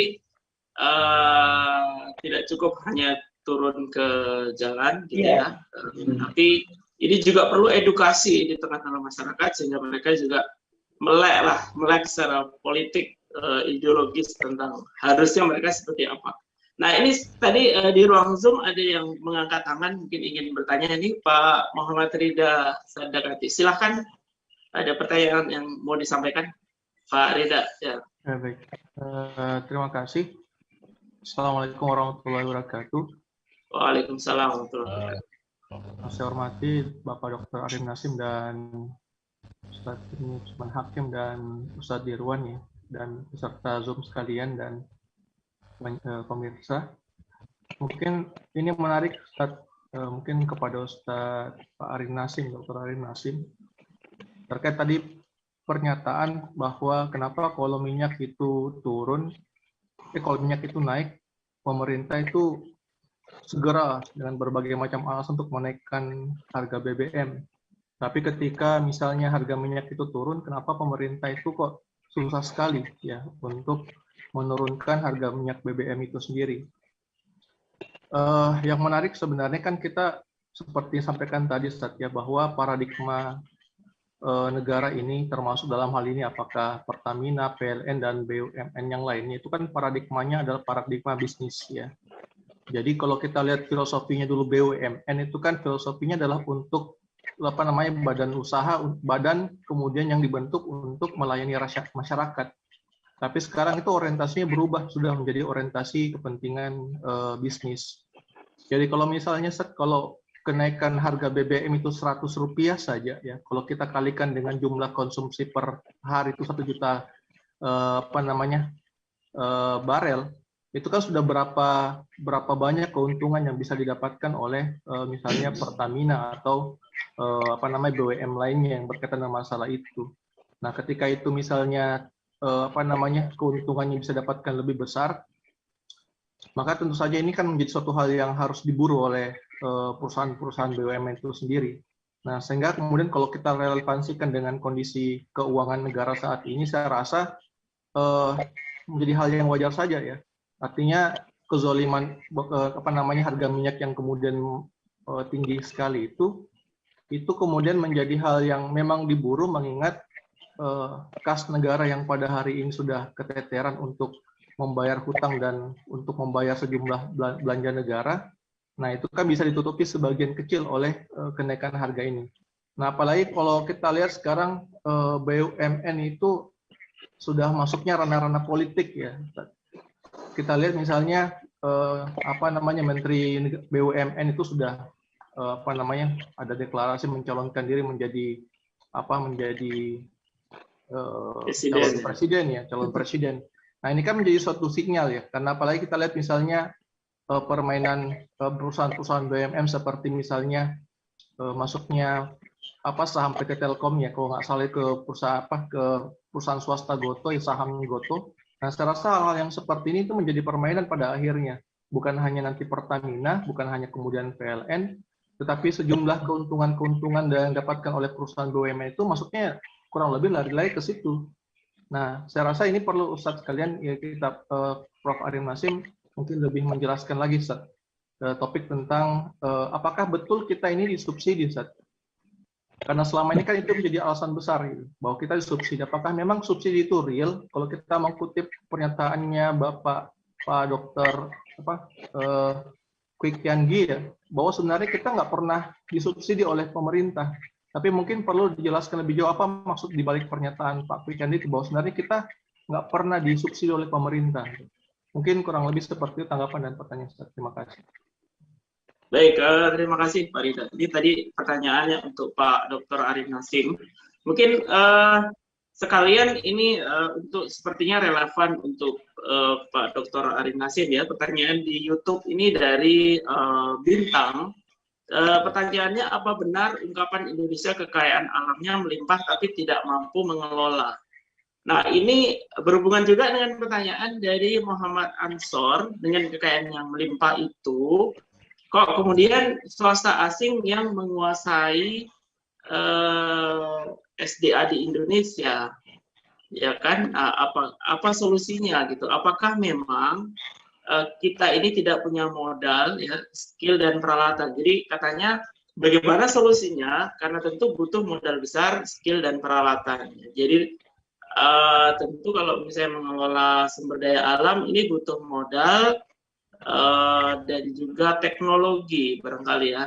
Nah, apakah jadi untuk Pak Dr. Arif Nasim, mungkin ini pertanyaannya dari Pak Rida tadi tentang minta dijelaskan lebih rinci barangkali ya tentang tadi terminologi subsidi. Apakah memang benar-benar kita ini disubsidi gitu, atau jangan-jangan ini subsidi di atas kertas gitu Ustaz. Jadi kayak misalnya dibilang rugi, tapi sebetulnya ruginya itu bukan loss beneran, tapi opportunity loss misalnya, kayak gitu barangkali ya. Nah mungkin sekalian ini dijawab pertanyaannya Ustaz, kalau kekayaan Indonesia yang melimpah itu apakah memang kita tidak mampu mengelola gitu? Apakah memang kita tidak punya modal? Apakah memang kita tidak punya teknologi? Apakah memang kita tidak punya tenaga ahli gitu Ustaz? Silakan Ustaz Dr. Arif. Iya, baik. Saya jawab yang terakhir dulu ya, karena yang paling mudah gitu kan. Jadi itu mitos ya, mitos yang selalu kemudian diulang-ulang ketika kita menyerahkan pengelolaan sumber daya alam ke asing itu. Pertama, kita teknologi tidak mampu, gitu kan. Yang kedua, modal yang terbatas. Ternyata itu hanya sekedar mitos. Faktanya kalau kita lihat, dari sisi kemampuan itu sudah tidak ada yang meragukan lagi sebenarnya. Sudah dipraktekkan, bukan lagi pada tataran teori. Kalau kita bicara terkait dengan eksplorasi migas, itu kan, minyak, itu kan ada eksplorasi di darat dan di laut dalam. Dan itu saya kira Pertamina sudah mampu gitu kan. Dan itu terbukti kan pengelolaan di beberapa daerah, bahkan ketika kemudian dikelola oleh Pertamina yang di dalamnya itu adalah ya tentu tenaga kerjanya itu dari putra-putri Indonesia itu kan, sarjana dan intelektual dari Indonesia, ternyata mampu gitu kan. Jadi itu mitos yang saya kira selalu diulang-ulang seolah-olah tidak mampu. Faktanya itu beberapa kali, misalnya dulu ketika ada di blok Madura itu kan ternyata mampu juga itu kan di laut dalam ya, penambangan laut dalam itu kan. Itu yang pertama dari sisi teknologi. Jadi bohong atau mitos ya bahwa Indonesia tidak mampu untuk mengelola sumber daya alam termasuk migas ya, di dalamnya migas, itu tidak sesuai dengan fakta. Bahkan kalau kita lihat sekarang ironisnya itu kan, Pertamina itu kan di dalam negeri dieksplorasi oleh swasta dan asing. Pertamina kan juga berupaya kan untuk mencari sumber minyak di luar negeri. Itu kan itu berarti dari sisi kemampuan itu kemudian ada, tidak diragukan. Kemudian juga dari sisi modal juga kalau kita lihat ya itu juga bukan hambatan gitu kan. Banyak tender-tender yang akan dikelola oleh Pertamina itu kan, itu karena itu sesuatu yang sudah pasti itu kan, minyaknya ada, misalnya kalau minyak ya atau gas, biasanya konsorsium perbankan nasional itu bisa membackup gitu kan dengan dana yang ada itu kan. Tapi sebenarnya alasan yang sebenarnya bukan karena tidak ada teknologi, bukan karena tidak ada modal dana, yang sebenarnya tidak ada itu adalah political will, kebijakan pemerintah yang pro terhadap ya kepentingan nasional ya kan. Kenapa tidak pro kepada kepentingan nasional? Lagi-lagi tadi kan regulasi kan, sistem yang menguasainya. Kita sekarang betul-betul dikuasai oleh para kapitalis dengan pintu masuknya itu salah satunya tadi alat penjajahannya itu utang. Makanya kalau kita lihat utang terus bertambah, ya jangan berharap kemudian kita itu kemudian memiliki kedaulatan dalam mengambil kebijakan-kebijakan yang terkait dengan pengelolaan sumber daya alam. Semuanya sudah disetir oleh kepentingan para kapitalis. Itu jawaban yang kedua ya. Kemudian yang pertama, kalau kita bicara terkait dengan subsidi, memang betul persepsi itu ya, persepsi. Kenapa? Karena kalau kita bicara terkait dengan kenapa ada muncul subsidi, ada muncul kemudian harga internasional, karena minyak ini kan nanti ada asumsi ya, ada asumsi APBN. Tadi disebutkan oleh Tasrin di awal kan, asumsi APBN itu kan 60 kurang lebih sekitar 60 barrel per 60 US dollar per barrel. Sekarang 100 gitu kan. Jadi karena ada asumsi itu ya, maka muncul ada istilah ya harga internasional. Jadi harga internasional itu sebenarnya sehingga muncul istilah subsidi itu ketika minyak itu dihitung dengan harga internasional. Misalnya kan dengan perhitungan, ini saya dapat data walaupun ini tidak sepenuhnya tepat, tapi minimal ada gambaran di mana letak kekeliruan dalam perhitungan. Bentar ya, sedikit saya tunjukkan ya. Jadi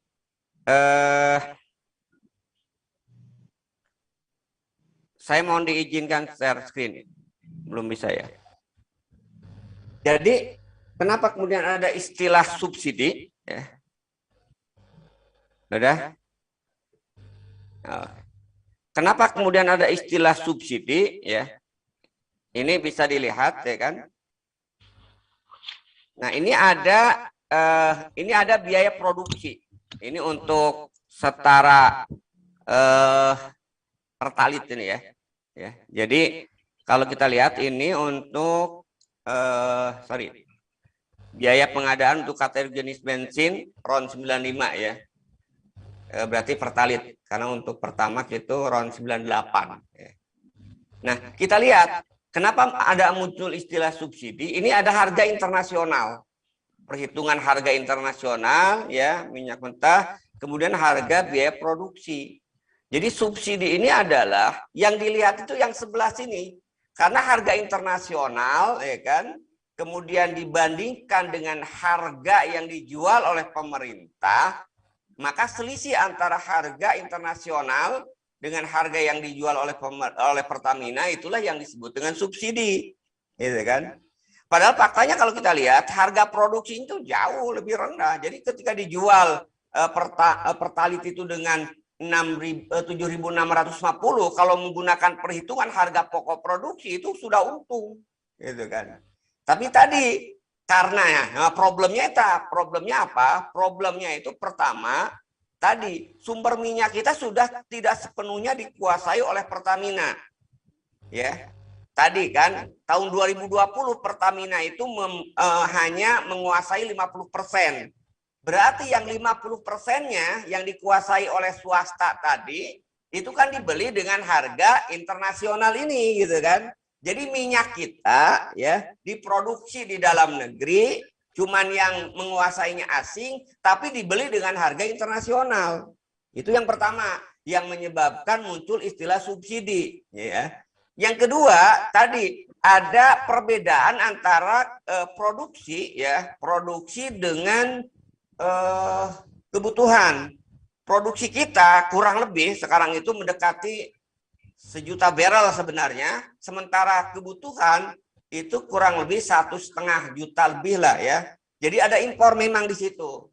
Nah, sebenarnya kalau kita lihat, kalaulah sepenuhnya tadi ya, yang 100% misalnya produksi dalam negeri itu dikuasai oleh Pertamina, berarti kan kebutuhan impor itu hanya sedikit, ya kan? Hanya katakanlah kurang lebih 600.000 barrel, ya kan? Tapi karena tadi ada setengahnya produksi dalam negeri itu dikuasai oleh asing, akhirnya tadi muncullah harga internasional tadi. Kenapa? Karena kita harus membeli dengan harga internasional. Itu yang saya kira. Sehingga kalau kita bicara terkait dengan subsidi tadi, itu terkait dengan masalah paradigma ya, perhitungan asumsi-asumsi di APBN, ya kan. Nah, makanya menurut saya akar masalahnya itu pertama sudut pandang tadi itu kan. Sudut pandang terkait dengan ya sebenarnya bukan subsidi, tapi sebenarnya kewajiban pemerintah terhadap rakyat menurut dalam Islam untuk menyediakan BBM, gitu kan, menyediakan harga dengan yang terjangkau, gitu kan. Kalau misalnya fakta tadi ya, fakta misalnya memang ada kekurangan stok, kekurangan produksi dibandingkan dengan kebutuhan, gitu kan. Kalau yang produksi dalam negeri 100% dikuasai oleh Pertamina, maka ya kebutuhannya itu relatif lebih sedikit, kan. Itu yang pertama. Yang kedua, rantai yang cukup panjang ya dalam pemasaran BBM. Di dalamnya ada pajak yang juga menyebabkan juga ini harga menjadi naik lebih tinggi. Akhirnya apa? Lagi-lagi tadi memunculkan subsidi, gitu kan istilahnya. Jadi sebenarnya dikatakan subsidi itu ada atau tidak tergantung sudut pandang. Kenapa kemudian muncul istilah subsidi? Karena ada asumsi harga internasional, gitu kan. Ini yang sering terjadi pro dan kontra itu. Itu ya barangkali. Baik, Masya Allah. semoga dengan penjelasan tadi bisa memberikan pencerahan ya, terutama dari buat penanya Pak Rida ya tentang subsidi. Saya kira ini juga tidak banyak orang tahu seperti itu. Mungkin hanya sebagian ya pengamat ekonomi atau yang tahu.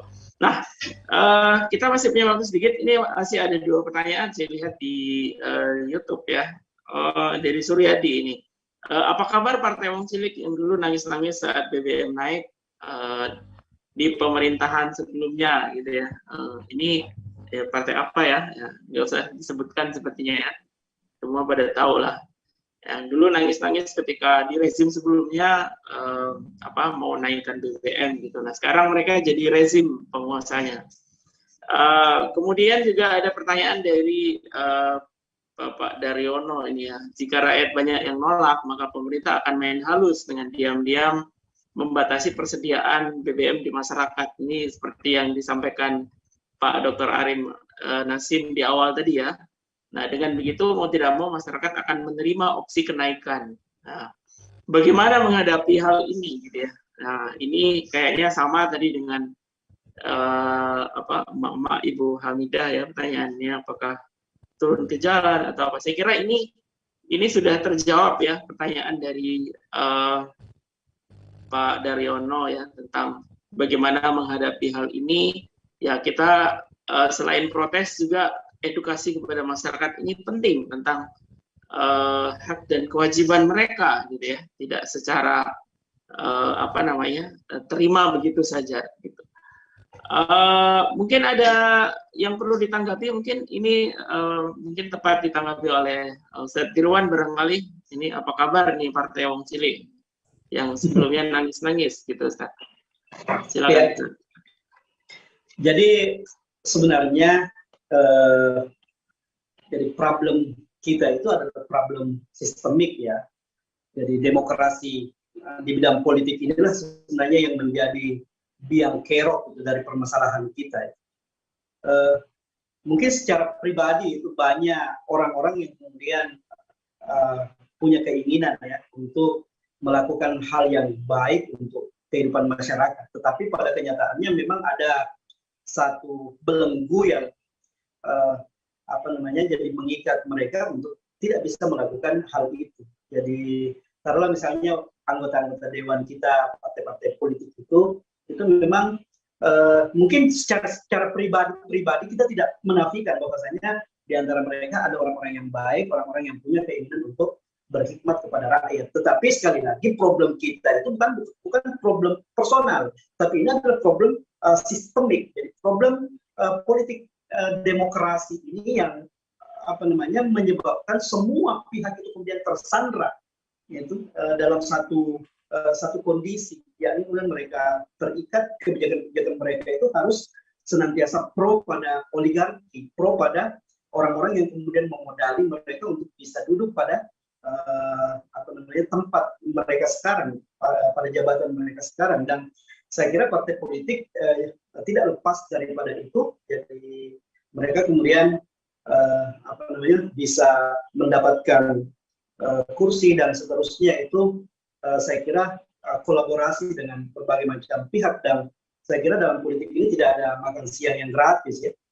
Makan siang gratis, semua kemudian harus dibayar dengan kebijakan-kebijakan yang menguntungkan mereka. Maka wajar itu ketika mungkin belum berkuasa mereka bisa mengatakan akan melakukan ini.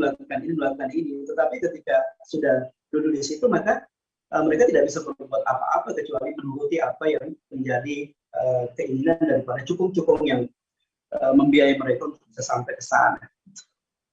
Itu. Ya, baik. Saya kira sudah jelas ya. Nah, ini waktu kita sudah hampir jam 10 malam ya, waktu Makassar. Kalau ke Pak Dr. Arim Nasim mungkin masih jam 9 ya, Ustaz ya. 9 ya di sini. Ya, di sini sudah hampir larut. Nah, menarik sekali sebetulnya kalau kita mau bahas ini mungkin sampai pagi pun juga masih belum selesai ya.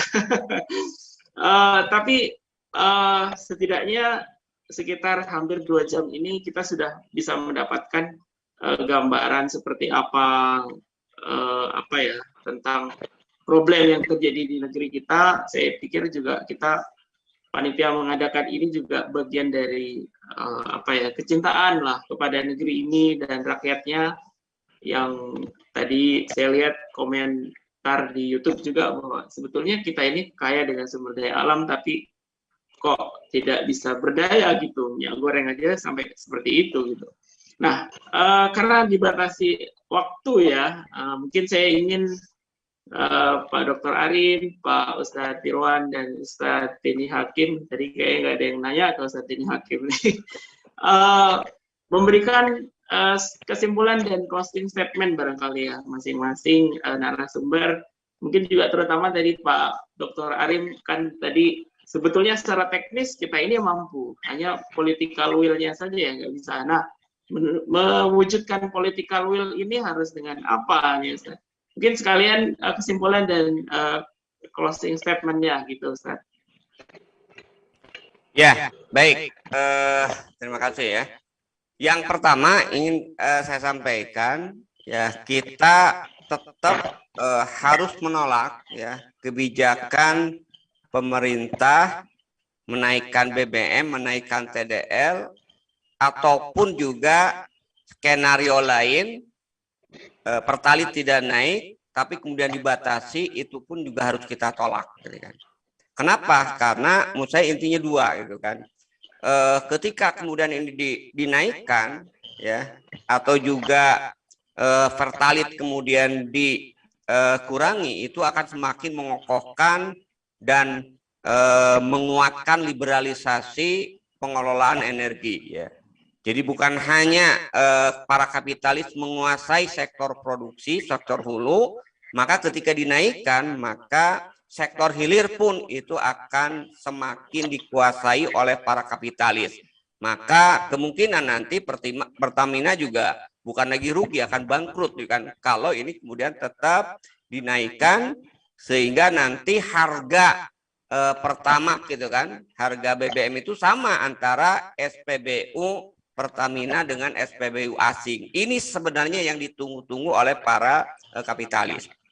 Kemudian yang kedua, kenapa harus kita tolak? Karena kalau kita lihat ya, kenaikan TDL, kenaikan BBM, kenaikan juga gas ya, itu hanya akan menambah kesengsaraan rakyat dengan meningkatnya harga-harga yang lain, bukan hanya harga BBM, TDL, dan juga gas yang akan naik, juga harga semua kebutuhan pokok.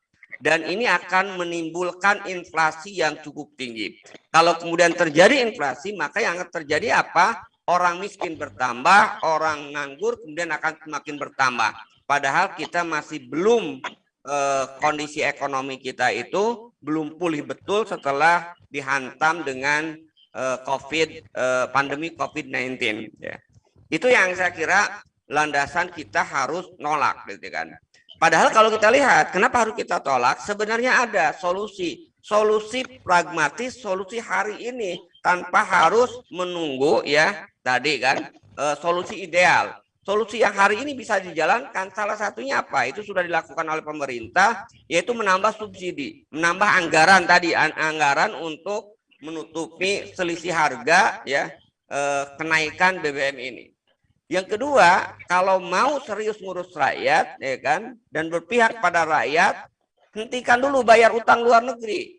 Ya. Tadi 407 triliun untuk utang bayar negeri, udah hentikan dulu aja, setengahnya aja misalnya itu diambil itu kan. Padahal kan kalau menurut Islam haram membayar bunga, ya sudah haram, dosanya luar biasa. Nah kalau ini sementara dihentikan aja, itu sudah selesai masalah terkait dengan kenaikan. Itu nggak perlu ada kenaikan kalau pemerintah mau mengambil solusi ini gitu kan. Nah, cuman tadi kan pertanyaannya kan yang terakhir tadi. Selama kemudian kita memang dikungkung oleh sistem kapitalis dan orang-orang yang menjalankan negeri ini adalah orang-orang yang otaknya dikendalikan oleh pemikiran kapitalis, maka ini nggak akan selesai. Kita akan senantiasa dihadapkan dengan problematika kenaikan BBM, kesulitan BBM yang terus-menerus. Karena itu menurut saya ya perlu ada perubahan sistem dan perubahan orangnya. Bagaimana menuju perubahan sistem dan menuju perubahan orangnya? Karena kalau sistemnya berubah, otomatis orangnya juga akan berubah dalam artian paradigmanya ya. Mungkin orangnya bisa aja ya, itu juga. Tapi otaknya itu sudah diubah dengan mindset, dengan sistem yang benar, yaitu sistem ekonomi Islam. Dan ini hanya akan bisa terwujud kalau masyarakatnya sadar. Dan yang kedua, ahlu kuah, para politikusnya juga sadar menjadikan Islam sebagai solusi dalam mengatasi problematika ekonomi maupun problematika yang lainnya. Jadi solusinya kalau kita ingin tuntas ya menghadapi problematika ekonomi maupun problematika politik, kembali kepada syariat Islam.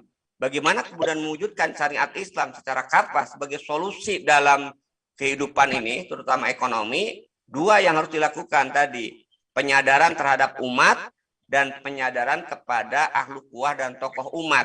Ketika dua-duanya sadar, masyarakat sadar, kemudian juga para tokoh dan ahlu kuah juga sadar, dan mereka kemudian mau menjadikan Islam sebagai solusi, insya Allah kita negeri ini akan terbebas dari krisis dan kita akan mendapatkan keberkahan sebagaimana yang dijanjikan oleh Allah Subhanahu wa taala. Itu barangkali ya yang bisa saya sampaikan. Terima kasih. Assalamualaikum warahmatullahi wabarakatuh. Waalaikumsalam warahmatullahi wabarakatuh. Masya Allah. Jazakallah Ustaz Dr. Arin. Berikutnya Ustaz Dirwan, kesimpulan dan closing statement-nya ini terkait dengan tema kita malam ini. Ya, saya kira terkait dengan apa yang kita diskusikan pada malam ini, maka sesungguhnya pembicaraan-pembicaraan terkait dengan hal-hal yang demikian itu harus senantiasa kita lakukan, harus senantiasa kita perbanyak. Walaupun kita menyadari memang hari ini tekanan terhadap orang-orang yang berbicara lurus, berbicara adil, itu kemudian sangat berat. Tetapi bagi orang-orang yang memiliki pengetahuan, maka mereka harus menyadari bahwasanya mereka punya tanggung jawab di hadapan Allah Subhanahu wa taala. Jangan menjadi setanul akhras, jadi setan yang bisu, yang memandang, melihat, mengetahui bahwa di tengah-tengah kondisi kehidupan masyarakat sekarang yang terjadi kezaliman, terjadi kemungkaran, maka yang harus dilakukan adalah bersuara, menyampaikan, mengkritik dan seterusnya. Jangan diam disebabkan karena adanya tekanan-tekanan dalam melakukan itu.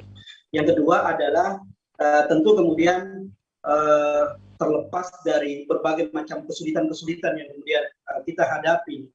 Tadi sudah sangat jelas bahwasanya problem kita sebenarnya adalah problem sistemik, yakni dijalankannya sistem ekonomi kapitalisme dan sistem politik demokrasi. Jadi kalau kita bicara demokrasi, kita tidak hanya berbicara tentang sebuah mekanisme bagaimana memilih pemimpin, itu. Tetapi yang paling penting kemudian dipahami oleh umat hari ini bahwa demokrasi itu adalah sistem yang meletakkan kedaulatan atau yang berhak untuk membuat hukum, menentukan halal dan haram, dan baik dan buruk itu kemudian diletakkan di pundak manusia. Dan dalam perspektif Islam, saya kira ini adalah merupakan sebuah kekufuran. Ini adalah suatu hal yang tidak bisa kemudian kita tolerir. Maka langkah-langkah edukasi penyadaran terhadap umat hari ini harus terus-menerus kemudian kita dorong agar mereka menyadari bahwasanya kondisinya tidak dalam kondisi yang baik, dan tentu kemudian ketika mereka mencari solusi, kita menawarkan Islam, syariat Islam sebagai solusi untuk menyelesaikan berbagai macam problem kehidupan yang dihadapi oleh umat hari ini. Saya kira itu. Baik, jazakallah Ustaz Dirwan. Berikutnya terakhir Ustaz Denny Hakim. Silakan Ustaz, kesimpulan dan closing statement-nya. Ya, saya hanya ingin menyampaikan satu sikap agar kita berhati-hati dari pemimpin yang zalim. Sebagaimana sabda Rasulullah SAW, kalau Rasulullah SAW, sayati 'alan nasi sanawatun qad da'at, bahwa akan datang kepada umat ini, nanti kepada manusia, tahun-tahun yang penuh dengan tipuan. Yusaddiqu fiha al-kadhib, yukadzibu fiha as-sadiq. Maka pada tahun-tahun itu pembohong dipandang atau dianggap benar, dan yang benar dianggap berbohong. Wa yu'tama fiha al-kha'in wa yukhawwanu fiha al-amin. Pada tahun-tahun itu pengkhianat diberi amanah, sedangkan orang yang amanah dianggap pengkhianat. Wa yantiqu fiha ar-ruwaybidah. Pada saat itu yang berbicara adalah Ruwaybidah. Ya, qila, maka para sahabat bertanya, wa ma Ruwaybidah? Apakah Ruwaybidah itu ya Rasulullah? Qala ar-rajulu at-tafihu fi amril amma, yaitu orang yang berbicara, orang bodoh yang berbicara mengurusi urusan-urusan umum, urusan publik. Ini hadis dari Rasulullah agar kita berhati-hati kepada orang-orang atau pemimpin yang berlaku zalim. Ya. Itu saja. Terima kasih atas segala perhatian. Mohon maaf atas segala kekurangan. Assalamualaikum warahmatullahi wabarakatuh. Waalaikumsalam warahmatullahi wabarakatuh. Baik, jazakallah Ustaz. Alhamdulillah diskusi kita malam hari ini dengan tema menyoroti rencana ya, jika seandainya BBM dinaikkan ya, meskipun dengan skema yang lain ya, tidak hanya BBM, TDL dan gas, mungkin juga solar ya. Ini menarik sekali ya, kita mendapatkan pencerahan dari semua narasumber kita. Yang saya bisa simpulkan bahwa apapun skema yang dilakukan oleh pemerintah untuk menaikkan ya harga BBM, TDL, gas dan lain-lain, di mana ini adalah kebutuhan seluruh rakyat ya, yang dampaknya luar biasa, wajib kita tolak. Jadi penolakan kita ini bukan berarti karena kita benci secara pribadi kepada pemerintah ya, tetapi ini adalah sebagai wujud.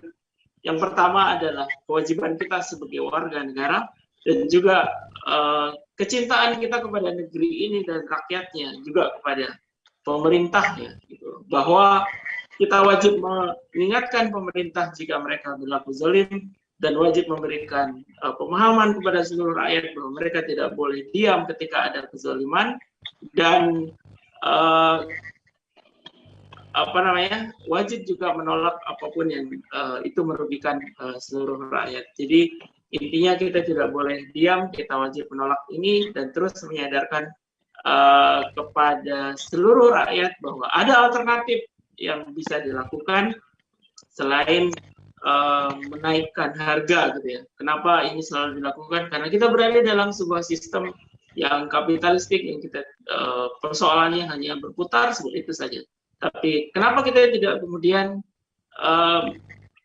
beralih kepada sistem yang lain, yaitu sistem yang diturunkan Allah Subhanahu wa Ta'ala kepada kita, di mana ketika sistem ini dijalankan, maka keberkahan Allah tentu akan diturunkan kepada seluruh rakyatnya. Bukankah ini adalah harapan kita semua? Baik, saya kira ini yang bisa kita dapatkan ya dari diskusi kita malam hari ini. Saya sebagai host mengucapkan banyak-banyak terima kasih kepada semua narasumber kita ya, Bapak Ustadz Dr. Ari Nasim yang live dari Bandung. Ya, jazakallah, saya terima kasih yang sebesar-besarnya. Kemudian juga ada Ustadz Dirwan, Abdul Jalil, juga Ustadz Denny Hakim. Terima kasih sekali lagi para Ustadz atas pencerahannya kepada kita semua pada malam hari ini. Terima kasih juga untuk hadirin para tokoh yang berada di ruang Zoom ini. Mohon maaf kalau ada yang kurang berkenan. Begitu juga untuk pemirsa kita di YouTube channel Dakwah Sulsel. Terima kasih yang sebesar-besarnya atas atensinya, ya, komentarnya, pertanyaannya, like-nya, dan bagi yang belum subscribe, silakan di-subscribe ya. Untuk kelangsungan dakwah Sulsel, channel dakwah Sulsel ya. Dan nantikan tema-tema menarik lainnya ya, di channel dakwah Sulsel. Baik, saya kira itu dari saya. Sekali lagi terima kasih yang sebesar-besarnya, dan mohon maaf jika ada yang kurang berkenan dalam diskusi kita malam hari ini. Akhirul kata, billahi taufiq wal hidayah. Wassalamualaikum warahmatullahi wabarakatuh.